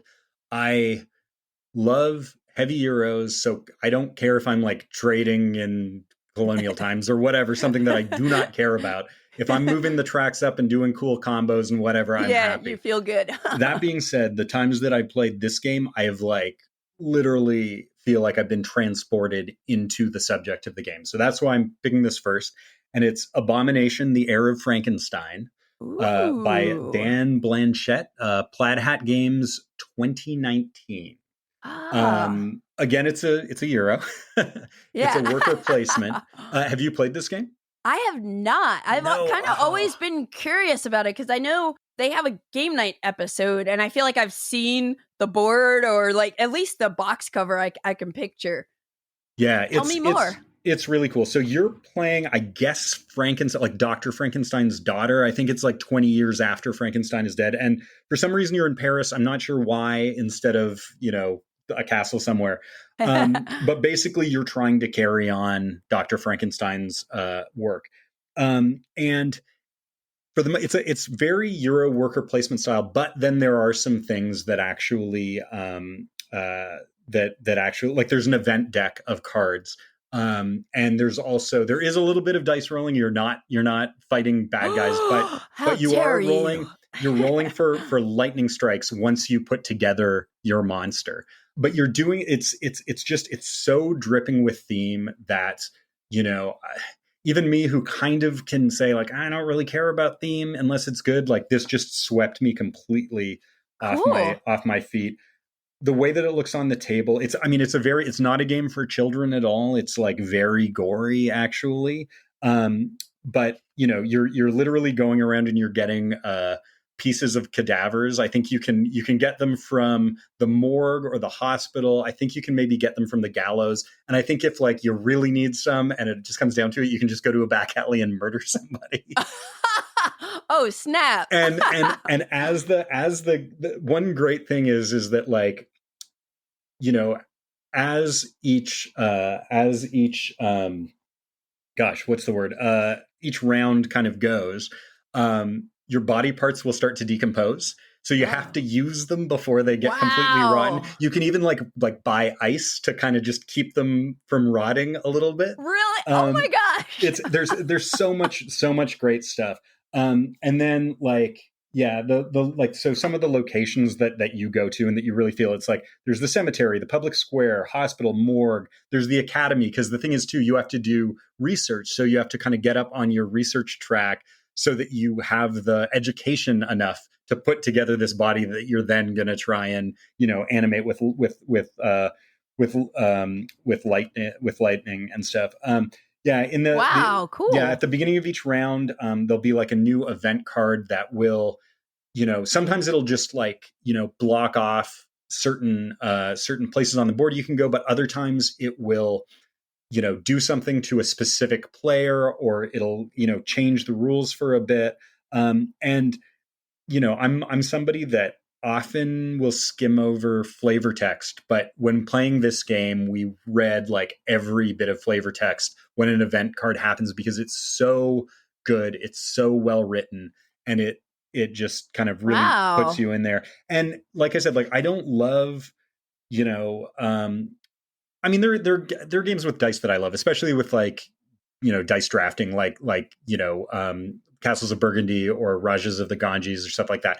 But the like running around and trying to kill people with dice, not the biggest fan of. It feels like this a little bit with, once you've gotten your monster, your cadaver all together, you have to roll and, just kind of hit the right roll in order to get the lightning there. But For me, it's not a problem because thematically it makes so much sense. Is the lightning going to strike now? Is it going to strike here? That is like a roll of the dice. So that was like, that's one way where it really works for me. So yeah, this game, I mean, I just feel completely in a world when I play it. I'm a big horror movie fan, so I sort of like that as well. And yeah, I played it, I think 3 times now. It's always been a great time. And it gives me that feeling that I've gone somewhere new and been immersed in a world that I don't know of and wouldn't know of otherwise, the same way that a good movie or a good book would do. That's awesome. So it's called Abomination? The Heir of Frankenstein. Very cool. Very cool. So I accidentally have 6 on my list. So I'm going to do a quick honorable mention / cheat. And also because the first game / games I'm going to mention, I have not played all the way through. It is Pandemic Legacy, Season 1 and Season 0. So I have, for whatever reason, not been able to finish either of these games. Pandemic Legacy is designed by Rob Daviau and with Matt Leacock's Pandemic system that I think a lot of people know about, the cooperative game where you're traveling around fighting diseases. Pandemic Legacy Season 1 was published in 2015 by Z-Man Games. And I forget if we got like 10 games into it before friends of ours moved that we were playing it with, but it was really, really cool. Like the story just kept us hooked, and there would be like surprises that unfold, and I was just like blown away. But like, I get why this game has been in, I think, BGG's top 5 overall ranking for so long. As of this recording, it's the number 1 thematic game. It's the number 3 strategy game. People love this game. I loved what the small taste I've had. And I've played a little bit of Season 0. So they did Season 1, Season 2, and then in 2020, I think Season 0 came out. And Season 0 was like a whole different vibe. I mean, I don't even know what Season 2's vibe is, but in Season 0, it's like the Cold War in 1962. And so there's this whole historical flavor to it. But I think because a lot of documentaries or movies that like kind of suck me in a bit, I think like it's just a captivating experience. And so I had to put those on here. And in addition to now wanting to play Abomination, I want to get a group together and actually play through Pandemic Legacy Season 1 and Season 0 because I'm just so curious. I want to see what happens. So we'll say that's an honorable mention because I have not completed any of those Legacy games. So we'll say that. So we'll say my first game that I'm going to bring up. So often in like when I think about like some of these documentaries that I like to watch, or some movies that I like to watch, again, they're very engaging, and there might be some subjects, some characters where you think it's going to work out one way, and then there's like a little bit of a twist, and that's really neat. So the game I thought about for this is Dead of Winter. So Dead of Winter is by Isaac Vega and Jonathan Gilmore Long. It came out in 2014 from Plaid Hat Games. Oh, another Plaid Hat game. Wow. 2 to 5 players. And it's a zombie survival game in this like post-apocalyptic winter setting. And it's hidden roles.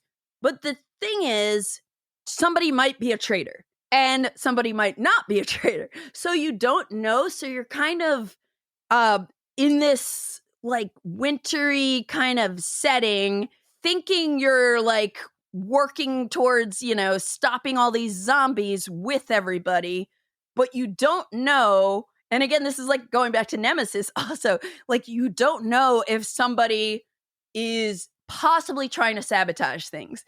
And it just makes you're in suspense.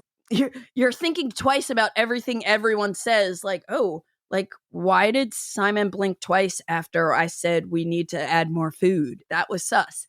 Again, it's the not knowing if there's a traitor or not, like, which is so cool. Because it's like, if you play, again, not to like say anything bad about Avalon or anything, but it's like Avalon, okay, there are 4 bad guys, 4 good guys or whatever, So they're out there. But this kind of game, you don't know. And I love that about it. And there's a game I have on my shelf that I picked up at a virtual flea market once that I've been dying to play. I don't know why I haven't gotten it to the table yet, but it's called Mantis Falls. And it's by Adrian Carryhard and Distant Rabbit Games. And the whole thing about this is, a lot of these hidden role games, you need lots of players. Mantis Falls is 2 to 3 players. And it is in the same sense of like Dead of Winter. You might both be fully cooperative, but one of you might not be.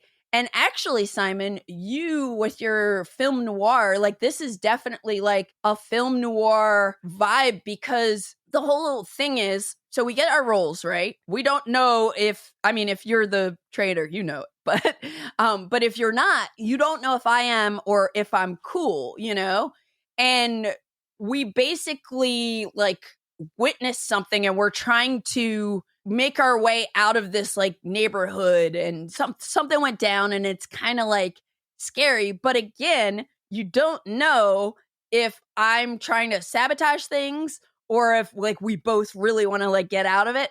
And so I wanted to just mention that game because even though I haven't played it, I love it. I love the idea that there's a 2 to 3 player game that can evoke those feelings, Yeah, that sounds incredible. I love the idea of that. Like even like just playing that one-on-one, and yeah, you may or may not be doing that. I haven't played Dead of Winter yet, but it's been on my like want to play list for a very long time. Cool. Well, maybe we'll make that happen on one of your trips out here. Sorry to do the whole medley there by accident, but that Pandemic Legacy and Dead of Winter and also Mantis Falls, which I haven't played, but I want to play. Your turn. Okay. Well, partway through the conversation, I'm wondering if I'm going to do this now or save it to afterwards.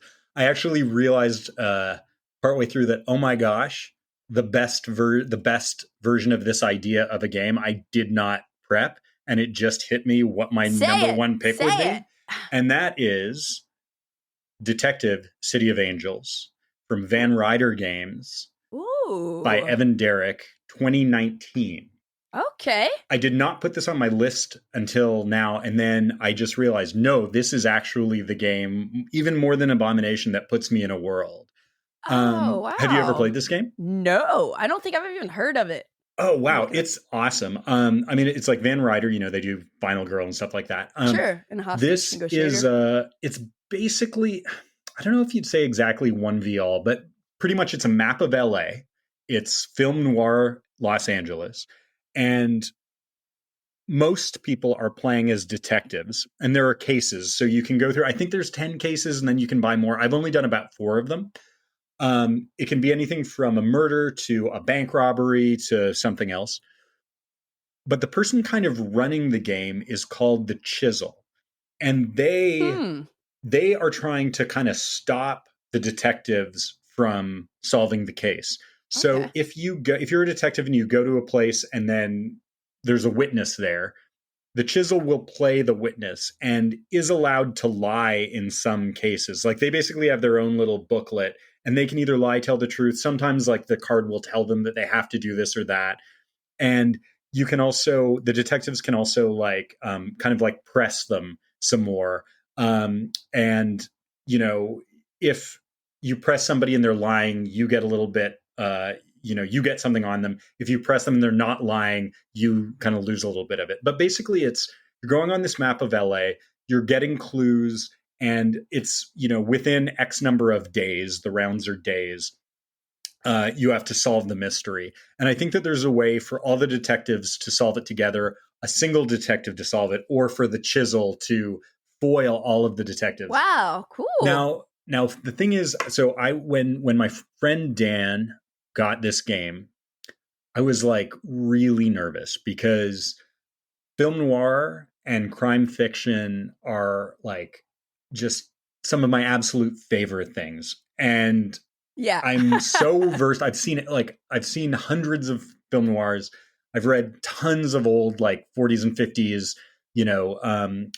crime fiction. And it's the kind of thing that like if the tone isn't perfect, it would drive me crazy and I'd be Yeah, so yeah. mad. I Now get the it. thing is, and I think because I met Evan a couple times at the Gathering of Friends. I think I told him this. It's like he nailed it so well that even somebody as like horribly snobby about this thing as I am, like just insufferably snobby, I was so impressed. I loved it so much. I felt like I was in, a movie starring Humphrey Bogart or a Dashiell Hammett novel or something. That's awesome. It does like none of the writing in it, because there's a lot of writing in it. None of it feels like kind of corny or cheesy. It's Yeah. like the tone of it is perfect.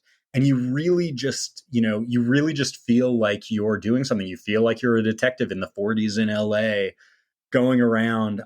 Yeah, I can't wait to pick it up again. Like I said, I think we were 4 cases in.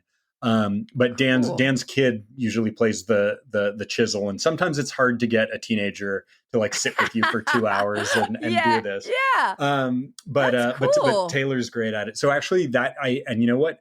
Going into this today, I don't know why I didn't think of this game, but it just hit me as we were talking, and this is actually like my number one feels like a movie game that I've ever Cool. played for sure. Yeah. Oh, awesome. And I didn't even realize the connection that Evan is the final girl designer and also Dark Moon, which is a game that's sort of like a Battlestar Galactica game that plays faster, that I don't remember if I still own it. Like I bought it secondhand and I wasn't able to get it to the table, so I might have sold it or I might still have it. But I did not realize that he was the designer of that one as well.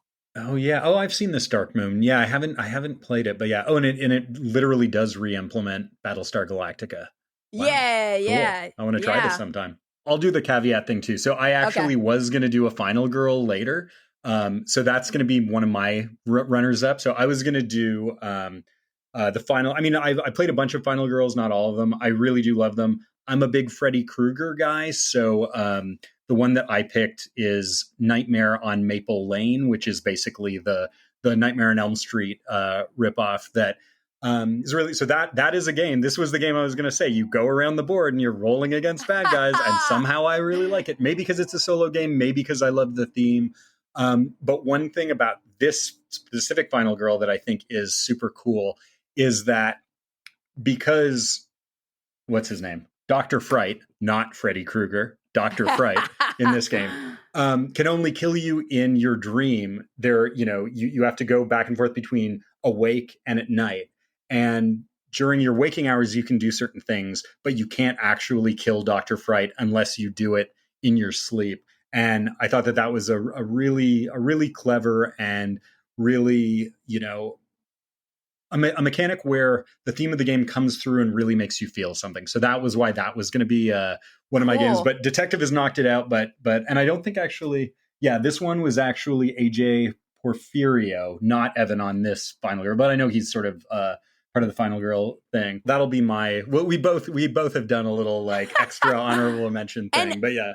And Simon, no worries, because literally, like when I was starting, I pitched this whole like idea of, hey, let's talk about games and the way they make us feel. And I was like, wait, which ones am I going to talk about? Like, I did not have anything specific in mind. I knew I didn't want to do like just straight up cinematic, because I know, number one, like a lot of content creators have like videos and stuff like that.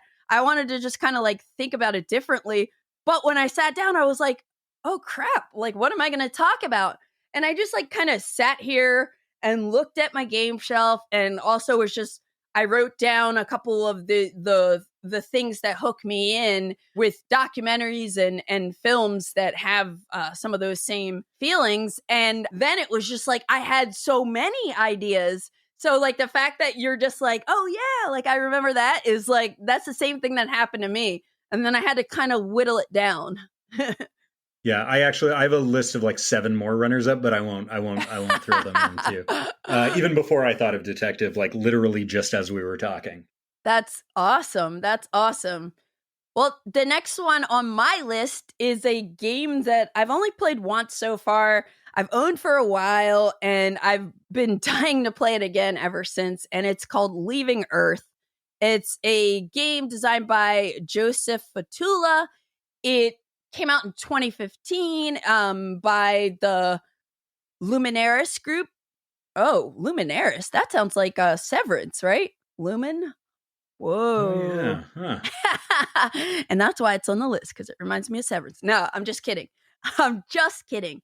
But this is a 1 to 5 player game. And for me, it's all about like space exploration, like starting back in the 50s. And in the game, it's all about like planning and risk management. Like you're studying technologies, building rockets, sending them to places, different planets, and discovering, like all of that stuff. And I think for me, like the feeling I get from it is this like fascinating, deep exploration of space, And I think like almost with all of the games on my list, like if I was scrolling through Netflix or Hulu or whatever, and you know how they do that annoying thing where they autoplay previews, if it was something like space, like I love Planet Earth and everything David Attenborough speaks on, and but like if they presented something like this to me, like I would click it. And I think Leaving Earth is, have you ever played it? This game has been on my shelf of shame for years. I am so jealous that you played it, and I wish we could play it together. Oh my gosh. I love space games. It's like a heavy Euro, and I've been dying to play this for so long. Simon, oh my gosh. You know who else loves it? Ben. You need to come back to LA. I hope so. Soon. Stop the recording, book a flight. Yeah, because it's so unique too. Like I don't know, like you're competing to kind of like complete objectives, like be the first to put a man on the moon, or like go discover something on Saturn or the outer orbit or whatever. And it's just everything about it, like the presentation, the depth in which like space is explored, it all feels like a neat space documentary. So yeah, that's why Leaving Earth's on my list, and I would love to play it with you next time we're in town. And also, whenever I should make it to Toronto. Oh, you own it. I do. It's been on my shelf for years. We just haven't gotten it to the table, but yeah, it's incredible. So I'm going to take this opportunity, because you said if you saw a documentary that was like this, you'd want to start it right away. I'm going to give you a documentary you should watch. Ooh! One of my favorite ones ever. Yes. It's called For All Mankind. Not to be confused with the Apple TV or Apple Plus TV show that's like, a narrative show with actors and scripts and stuff. This is a documentary from the late 80s or around 1990, 86, 88, something like that. For All Mankind. It is incredible. They just took a ton of NASA footage from the 50s and 60s and 70s and basically cut it all together as if there was one kind of giant mission. So it's like, wow. It's like you're an astronaut, you're getting prepped to go. It's the launch. They go into low Earth orbit. They orbit for a bit. They do a spacewalk. They go up to the moon. They go around the moon. And then it ends with the like actual like moon landing. So they've taken a little bit of a flight of fancy in that like you wouldn't do all of those things at once. Right. But it's just it's a fully archival film just made up of like amazing NASA footage that just kind of takes you on this breathtaking journey. I'm pretty sure it's streaming on Criterion Channel, but I'm sure you could also buy or rent it in other places. But yeah, it's fascinating. I'll check it out. Yeah, For All Mankind. For All Mankind. Awesome. And like the other thing that's like super cool about Leaving Earth is as you develop and research technologies. Like other people you can kind of make negotiations and have them learn and like get into like one of the technologies you've already researched or you've already made progress on. And that's cool. Awesome. It's only a 3.76. I assumed it was higher. It was more weighty, but I don't know. Maybe when I first got this game, like I think I got it like you probably got it at the same time as me. Yeah, like 4 or 5 years ago, and I was probably like, oh, that sounds pretty heavy. But I don't know. I was playing games that heavy pretty much right from the get go. I don't know. I guess I never looked it up. I thought it was like almost like Lacerda, like crazy heavy. Not really, but it's like different. It's different because the first time I played, I was playing with Josh Acosta, and he like is a huge fan of the game and we had I think every expansion in, and he like set it up, and you could tell he was like really passionate about it. And I had done some homework and like learning the rules, but it became a thing of which I feel like is like thematic. It became a thing of like, okay, I know what these goals are, right? I know what our missions that we're competing for to, be first to do this or that. But how do I do it? And it's like you're trying to figure out how. It's like, well, if I need to get all the way out there on the other side of the galaxy, like I'm going to need this type of rocket. I'm going to need this fuel, but then I'm also going to need to get this and bring people here. And like logistics and planning, and it's just very unique. So it is hard, but it's hard in a different way. So anyways, that is Leaving Earth. Cool. Yeah. I can't wait to play it. Okay. Come to LA. Every chance I get, it. One of my favorite cities. Okay. My next one, actually, speaking of Lacerda, is Escape Plan. Nice. by Vital Lacerda and art by Tool, Eagle Griffin Games 2019.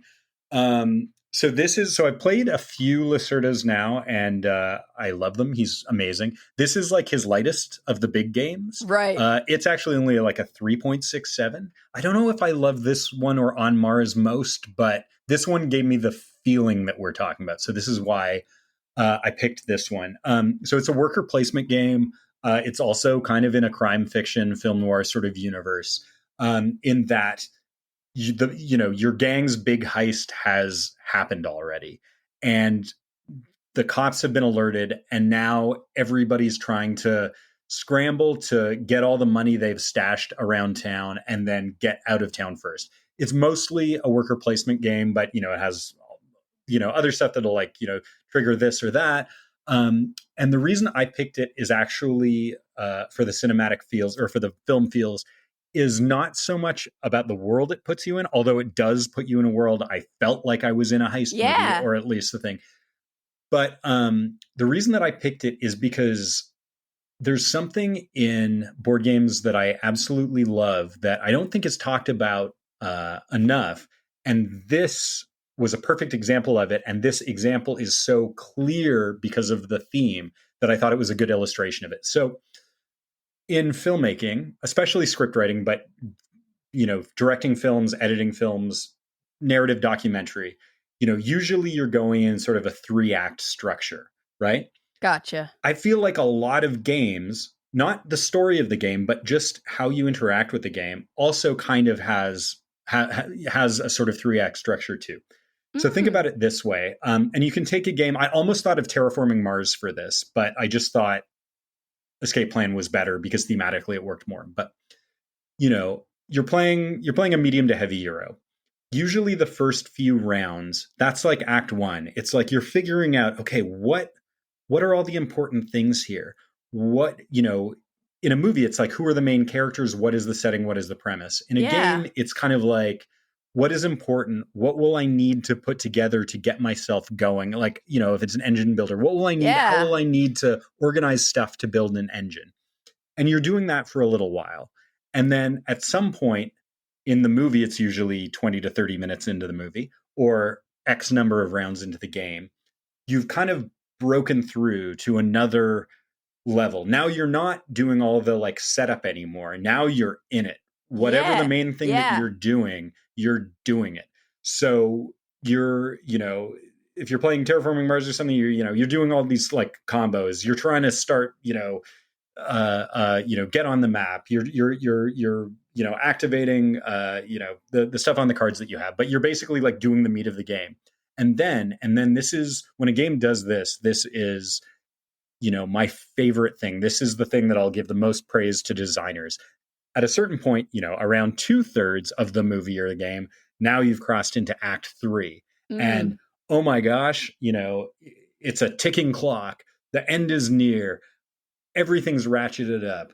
Are you going to win or lose? You don't have enough time to do everything that you want to do, but you're just like scrambling to do as much of it as you can. And oh my gosh, am I going to make it or not? Yeah. Incredible. I feel and it. And again, it doesn't have to be like the game does not need to have a story. It can be the driest, Euro worker placement engine builder thing. And it's literally just like, it can be, Marrakesh by Stefan Feld. And it's like, am I going to be able to get these resources to kind of put in here to combo this, to get one more of those to be in there? Yeah. No narrative whatsoever. It doesn't matter. But you have that adrenaline, ticking clock, big climax moment. So Escape Plan has that totally in its mechanics, but also in its theme more than anything else. So in what I would say is the third act of this game, when one player, because you're going around the board, like I said, you're trying to get the money that you've stashed in various places. You're getting keys to unlock hideouts that you had. You're avoiding the cops. Sometimes you're getting hurt and you have to go to the hospital or rest to treat wounds that you've had to recover. And you're also looking for the best way out of town. So there are a couple of like escape routes because the map is kind of being built as you go around. So when somebody decides to leave, that triggers the end game. And now everybody else has got to pay more money to get out. But you also can stick around for a little bit and try and hit one more safe, get a little bit more money before you do. But once that one person leaves, it's like, oh crap, it's sink or swim. Like, am I just gonna run, or am I gonna try and do a few things? And if I do, am I gonna get caught? Am I gonna not make it out at all? I've never had the feeling as much in a game that, that sense of kind of adrenaline and really, am I going to make it? I mean, in this game, it's not a game like Clock Tower where you actually take on a persona. You're just like a criminal doing a heist. But I really felt that more than any other game I can think of. I really felt like, oh my gosh, like I got to get out of town. I'm a crook on the run, and it was really awesome. So I picked that one. I really loved it. I've only played it once. I can't wait to play it again, but it was an extremely good experience. And I think it was the perfect illustration of that crossover between film structure and board game structure. So that's why I wanted to pick Escape Plan. And I'm a huge Lacerda fan. I've loved every game of his that I've played so far. I have not played Escape Plan, believe it or not. And it's something like I've almost picked up when I see people like selling it secondhand at my local game convention. I love the theme. I just really want to play it. So I'm glad you brought that one up. And I'm glad you also mentioned your love of Lacerda. Yeah, it's funny. It's funny. Like, this is the light one, but it's not even that light. And also like when I played the heavier ones, I mean, they're heavy, but like it's usually just a lot of like iconography is more than anything else is what makes them so heavy. Like, I feel like when I played On Mars, it was a stretch at the time, but like once you kind of commit to it and like learn the right things, then it plays pretty intuitively as well. Okay. My next game is a game that I thought about because of how heart-wrenching it is, how deep and how melancholy it feels to play it, and like the fact that a board game can kind of go this deep. And it is This War of Mine, the board game. I'll say the board game because it's based on a video game. And the premise is, I guess I'll say who it's designed by too. This War of Mine, the board game, came out in 2017. Wait, What is this? Oh, there's a second edition. Sorry. BGG. So this War of Mine came out in 2017. Apparently there's a second edition coming. Plays with 1 to 6 players, but a lot of people play this solo. It's from Awaken Realms, and it's designed by Michael Orris and Jacob Wisniewski. So this is a very dramatic setting, this game. And when you play multiplayer, it's cooperative. Basically, you're in this city and there's like a war going on, but you're not fighting the war. You're just the civilian, like, that's being impacted by it. And this is another one I've only played once, but it sucked me in so much. Like this, it kind of reminded me of some elements of Dead of Winter, but in a very more real presentation where it's not just like slashing zombies, but it's more like, holy cow, like this is rough. We're trying to kind of survive and manage our lives in this like besieged city.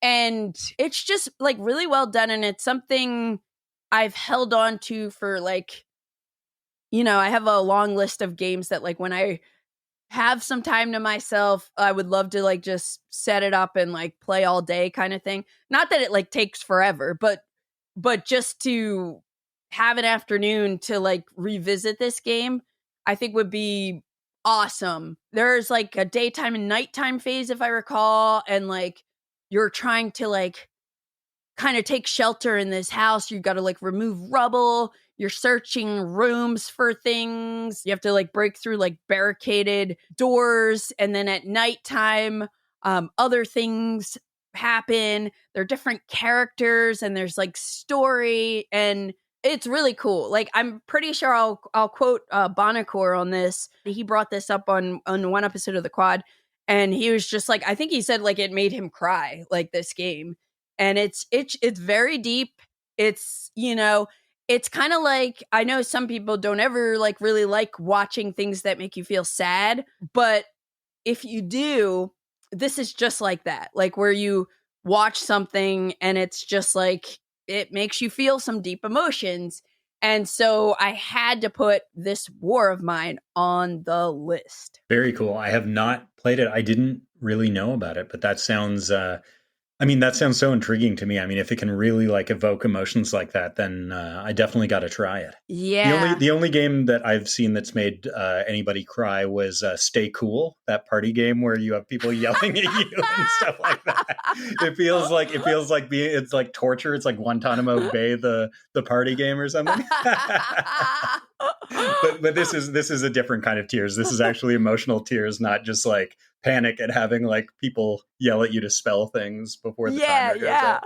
What's the last game you're mentioning? I actually no, we actually counted wrong. I've only done 3. Okay, so I good. have 2. Okay, good, because I do too. I was like, I skipped something by accident. Okay, so my next game, and this is kind of more the traditional documentary theme kind of thing. This I just like brought out because like, the news political documentary is like, such a classic subgenre. Oh, yeah. So in the spirit of that, I'm going to pick a 2-player game that I really love, which is Watergate.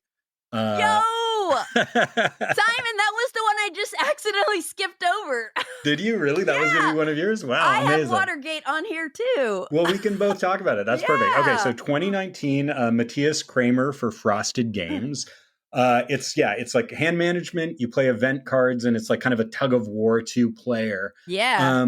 Super, super fun game. One person is playing as Nixon. One person is playing as the Associated Press. The board is hilarious because it's like a cork board with pictures of conspirators, and there's like literally like the red string from one to another. and how you win the game if you're the Associated Press is if you connect Nixon to at least 2 conspirators. Is it 2 or 3? I can't remember. It's been a while. But to 2 of, I think it's 2. 2, yeah. Yeah, 2 informants. Yeah. And at the same time, there's like that track where evidence kind of moves to one side or the other. So there's like there's like a trag that like if you get it all the way to one side, you can win. If you get it all the way to the other side, the other person will win. Um, but the thing about this game, it doesn't really give me any sort of film or documentary feels, but just the being in a real world news story and having it all based completely in fact, in historical detail. And I mean the booklet which I have here, after like 5 pages of rules, it's like 10 pages of actual information about all of the people that you're Yeah. talking about, and exactly a breakdown of how the entire Watergate burglary happened, how it was uncovered in the press. So it really is a game that, I mean, you can play the game without reading any of that stuff.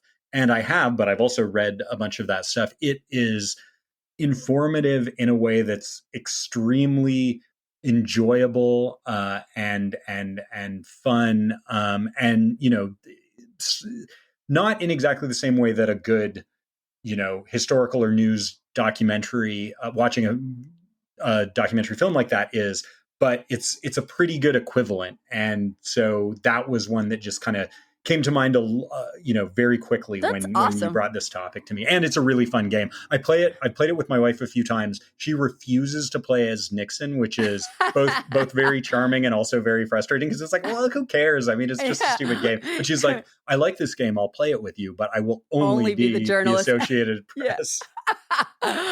That's great. Yeah, sometimes like I mean, especially with like historical games where there's like a perceived or bad person, bad side versus good side kind of thing. So for me, like this is like really funny, but it just kind of speaks to Watergate, the design, that it came to both of our minds from this. I was thinking about number one, the historical aspect of it, because again, if you have like, there's so many captivating documentaries that are telling you about some person or like some situation that happened in history, but the tone of it, like you're saying with the corkboard and the tension, like I love card driven games, and like that tug of war, that push and pull tension is so good, and it's just a small box. And yeah, I mean, I'm pretty sure it won like a ton of awards. But yeah, Watergate is Ah, that's so funny that we both had it and I accidentally skipped over it. But yeah, okay, cool. That's Watergate. What's your last game you want to mention? My last one. Okay, so I'll do a quick caveat for it. So, other games I thought of for this: Blood on Mhm. the Clock Tower, of course. Sure. Mansions of Madness, which I brought up before. Terraforming Mars, in a way, because I actually feel like, and that was a game that relative. I mean, it's still one of my favorite games, but relatively early on in my love for the hobby, that was one that really got me so deep. And I feel like that game has actually trained my short, medium, and long term planning in ways that wouldn't have happened before. Interesting. And lots of Euros have, but that was the first one where I like witnessed that was actually happening to my brain, which I think Cool. actually has affected my filmmaking process, because you have to do that in Oh, when you're wow. making a movie. Like, you're doing some things that are just for now, but laying the groundwork for later things, and then comboing that So and laying the cool. groundwork for even other ones. Blood Rage has like huge cinematic moments. That's another one too. And then the one that I was going to actually pair with Final Girl is Daryl Andrews' game, Batman The Dark Knight Returns, which is an Mm. big epic solo game based on that comic. It really creates a world, and it really creates dramatic moments. So those were all games that I thought about and were kind of on my long list. And Batman and Final Girl would have been my last one if Detective hadn't just popped into my head and knocked it out. So, my final game that has given me movie feels. This is a bit more of an experience than the game. Okay.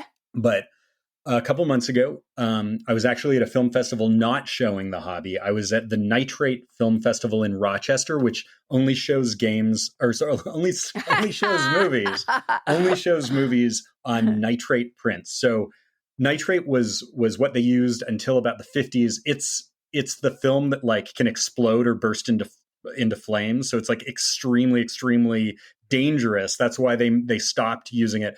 But it also has deeper, richer colors than any other film. It has shinier highlights and deep, Wow. rich black shadows than any other kind of film stock. So there's a whole film festival that just shows these 70 to 100-year-old prints of films, and it's in Rochester at the Kodak, where Kodak was developed, the George Eastman Museum. It's an incredible time. I've been there a couple times. So this year I was there, and after watching 5 80-year-old movies in a day, we went back to the Airbnb. Me and a few friends, none of whom are particular gamers, but are all film people.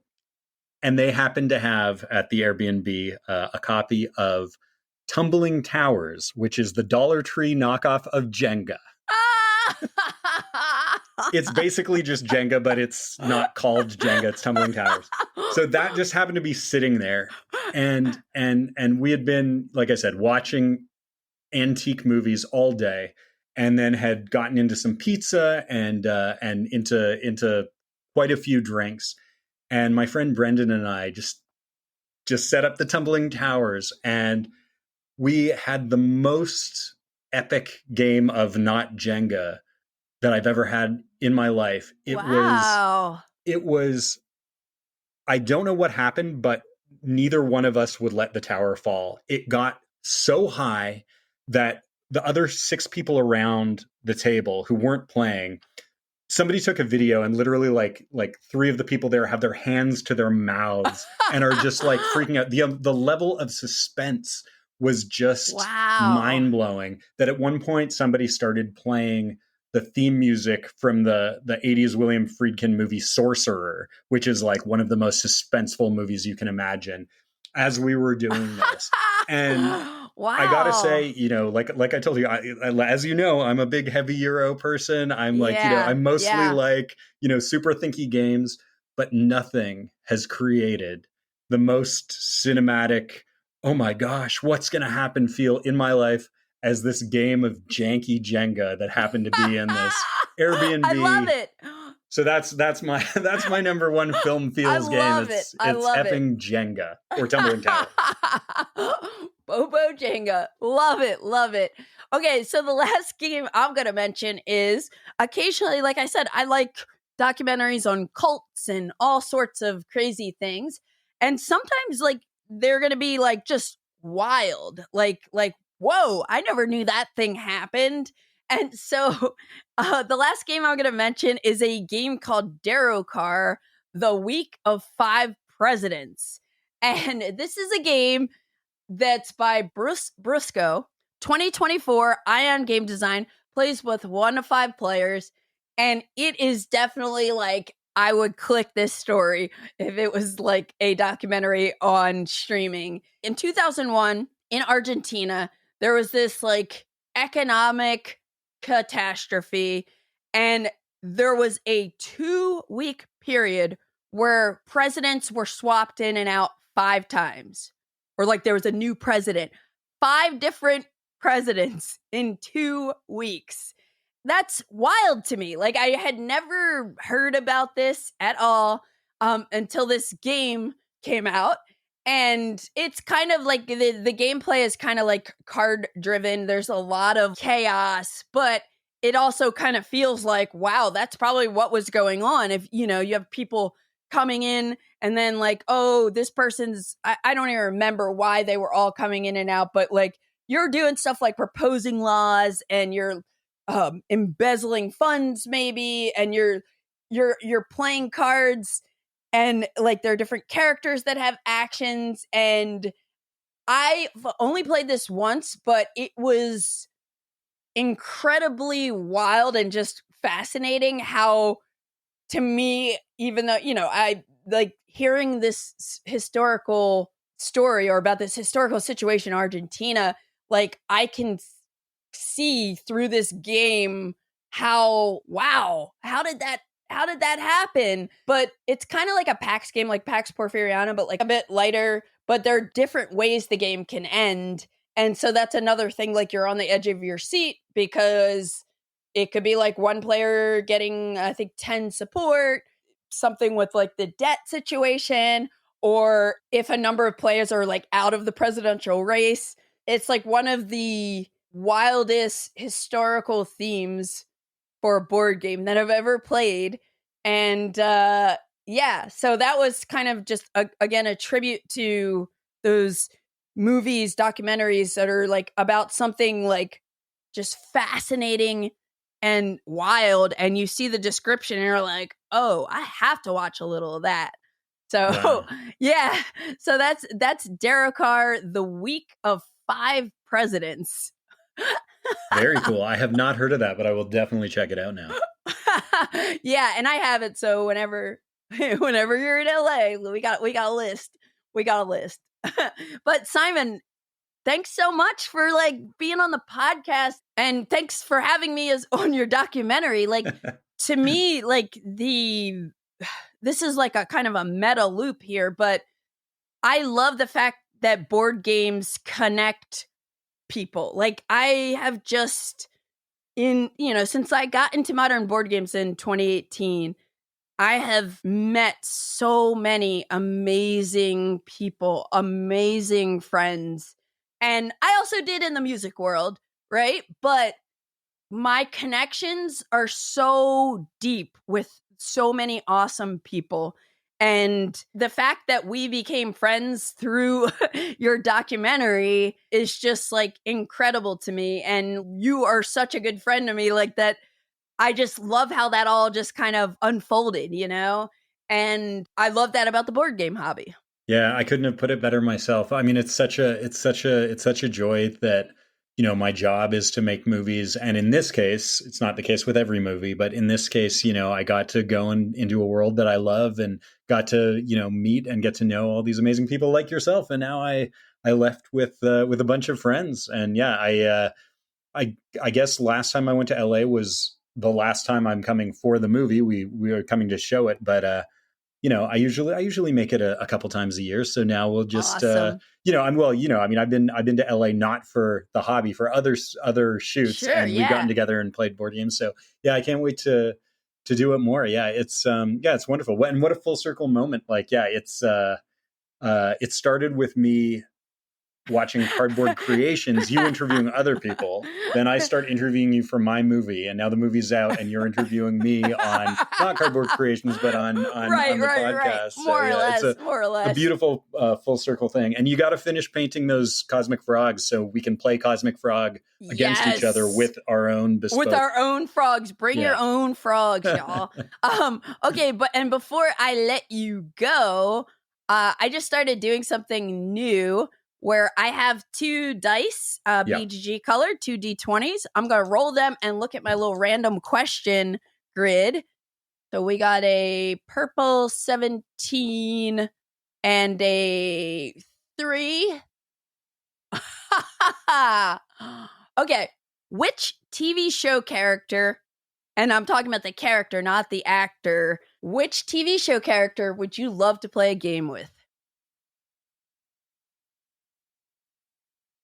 I'm going to say Special Agent Dale Cooper from Twin Peaks. Do you have a game in mind? Well, I can't imagine him being a gamer really exactly. So it would have to be something light. You know what? He loves, famously, he loves the nature of the Pacific Northwest. So maybe I would say Cascadia, which is my general gateway game now, because he loves the trees and he loves he loves talking about that stuff. So I feel like, and also it's a game I can teach in like under 5 minutes. Don't think he's a gamer. I think he could get into it. I think the puzzliness would be good to him, but it's more I just want to do it for the hang. I think I'd have a nice time chatting with Coop. I love that. Awesome. Thanks so much, Simon. You've been listening to the Board Game Geek podcast, produced and edited by Candace Harris. Special thanks to Matt Fonda for editing and mixing our music. Be sure to visit us on the web at BoardGameGeek.com. You can also find us on YouTube, X, Blue Sky, Instagram, Facebook, TikTok, and Twitch under Board Game Geek. You can reach us by email at podcast@BoardGameGeek.com. Thanks for listening and happy gaming!